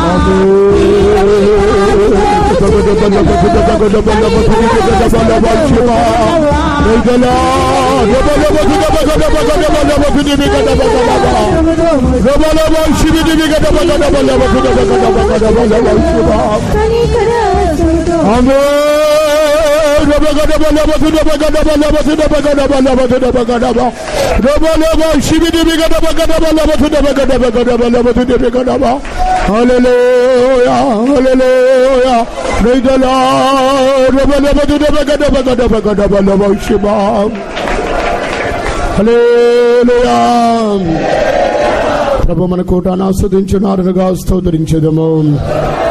స్తోత్రం స్తోత్రం స్తోత్రం. ఇచ్చిన అభిషేకం కొరకై స్తోత్రించదము. దేవుని కనికరం అందరి మీదకి వచ్చినందుకు కొరకై స్తోత్రించదము. సాయంకాల కూటాన్ని ఆస్వాదించినట్లుగా స్తోత్రించదము. తండ్రి కుమార పరిశుద్ధాత్మ దేవుని కొరకై స్తోత్రించదము. ప్రార్థించే మహాపరిశుద్ధమైన తండ్రి, నీ పరిశుద్ధ పాదములకు స్తోత్రం చెల్లించున్నామయ్యా. ప్రభా, ఉదయకానుపునను దానదినున ఆత్మతోను సత్యంతోను ఆరాధించుకుని తల్లి తెచ్చినందుకే స్తోత్ర. గగనం చీల్చుకున్న ఉదయకాల సమయంలో మా మధ్యలో వచ్చి మీరు మాతో మాట్లాడిన మీ అమూల్యమైన వాకులకు మీకు స్తోత్రం చెల్లించున్నాం ప్రభా. యేసయ్యా, మీరు నాయన గలీలోకి వచ్చినప్పుడు అనేక అద్భుతములు చేసిన దేవుడుగాను ప్రభా, మీ స్తోత్రం. బెతెస్దా స్థలంలో ప్రభా మీరు వచ్చినప్పుడు ప్రభా దేవా, అనేక రోగులు పడి ఉండటం మీరు చూచున్నారయ్యా. వారిని మీరు కనికరించి స్వస్థపరిచిన బెతెస్దానగా ప్రభా, కనికరం గల స్థలమున రాయబడినది. దేవదూతలు కదిలించడనగా అది ప్రభా సేవకులు చూపించున్నది. ప్రభా 500 మండపాలను అక్కడ రాయబడినది. 500 ఉపదేశాల ద్వారా ప్రభా ఉద్యోగస్తుల ద్వారా సేవను జరుగుతున్నారు ప్రభా. మీకు స్తోత్రం. జనులు గుంపులు గుంపులుగా పడినారని చెప్పినాడు ప్రభా. జనులకు నాయన గుంపులు గుంపులకు నా జనులకు నాయన సత్య స్వార్థను ప్రకటించమని చెప్తున్నారు ప్రభా. మీకు స్తోత్ర. ఆ రోగులనగా ప్రభా అయ్యా అనేకమైన వ్యాధిగ్రస్తులు, గుడ్డివారు, కుంటివారు, ఊత చేయగల వారందరూ కూడా ఆ స్థలంలో ఉన్నట్లుగా చూచున్నాం ప్రభా. వారిని మీరు బాగు చేస్తున్నారు ప్రభా. కనికరమని నాయన స్థలంలోకి వచ్చినప్పుడు ప్రభా దేవా మీకు స్తోత్ర. క్రియ చేయలేని ఊస చేయగల వారిని నాయన మీరే బాగు చేయండి అయ్యా ప్రభా. మీకు స్తోత్రం. నాయన ఊస చేయలుగా ఆత్మీయ అర్థం మేము ఈ దినంలో నేర్చుకున్నా. గుడ్డి వారనగా ప్రభా దర్శనం లేని వారు ప్రభా, కుంటి వారనగా ప్రభా దేవా దర్శనం లేని వారుగా ఉండి ఈ స్థితిలో కనబడుచున్న ప్రతి ఒక్కరిని కూడా మీరు జీవింప చేయడం కొరకు కనికరగల దేవుడుగాను ప్రభా దేవా. బెతెస్దా స్థలంలో మీరు వచ్చి ప్రభా ప్రతి ఒక్క బిడ్డను కూడా జీవింప చేసినందుకే స్తోత్రమయ్యా ప్రభా. నీకు స్తోత్ర. అటు ప్రభా స్థితిలో ఉన్న మమ్మల్ందరూ కూడా మీరే కనికరించి ప్రభా మీ కనికరగల హస్తం తాపి, మీ జానగల హస్తం తాపి మరొకసారి మమ్మల్ని జీవింపజేసిన ఆయన బలపరిచి మీ కొరకు లేసి ప్రకాశించడుగు క్రియ చేయడానికి మీరే సహాయించండి అయ్యా. మీ ఉన్నతమైన దర్శనంతో జీవితానికి సహాయం చేయి. పరిశుద్ధుల ఉపదేశాలతో కట్టబడి ప్రభా దేవా మీ కొరకు వైరాగ్యత జీవించడుగు ప్రతి ఒక్కరికి సహాయం చేయి. తీసుకొచ్చిన బిడ్డలందరి కొరకు స్తోత్ర. విన్న వాక్యాల్సిన ప్రతి బిడ్డను కూడా జీవింపజేసి ధైర్యపరిచి బలపరిచి ప్రభా సాయంకాలం జరిగిన కోటలో కూడా ప్రభా గొప్ప కార్యం చేయండి ప్రభా. ఆ ప్రాంతాన్ని కదిలించి అనేకుల ప్రభా గుంపులు గుంపుల ఆత్మలను తండ్రి రక్షించినట్లుగా ప్రభా దేవా మీరే చేయుతో నడిపించులు లేడుకున్నామయ్యా. బలపరచులు లేడుకున్న తండ్రి ఓటు ఆశీర్వాదంగా మార్చండి. వచ్చిన బిడ్డలందరూ కూడా దీవించండి. పరలోక రాజ్యం మమ్మల్ని అందరూ కూడా సిద్ధపరచమని యేసయ్య నామములో వేడుకుంటున్నాం తండ్రి. ఆమేన్. స్తోత్రించదము. స్తోత్రం స్తోత్రం. మన ప్రభు అయినటువంటి యేసుక్రీస్తు కృపయు, తండ్రి అయిన దేవుని యొక్క ప్రేమయు, పరిశుద్ధాత్మిక సహవాసము ఇప్పుడు ఎల్లప్పుడు ప్రభు రాకడ వరకు మనందరికీ తోడైనను గాక. ఆమేన్.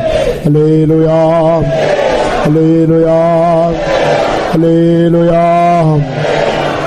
అందరికీ స్తోత్రం. ప్రార్థన అవసరం రండి.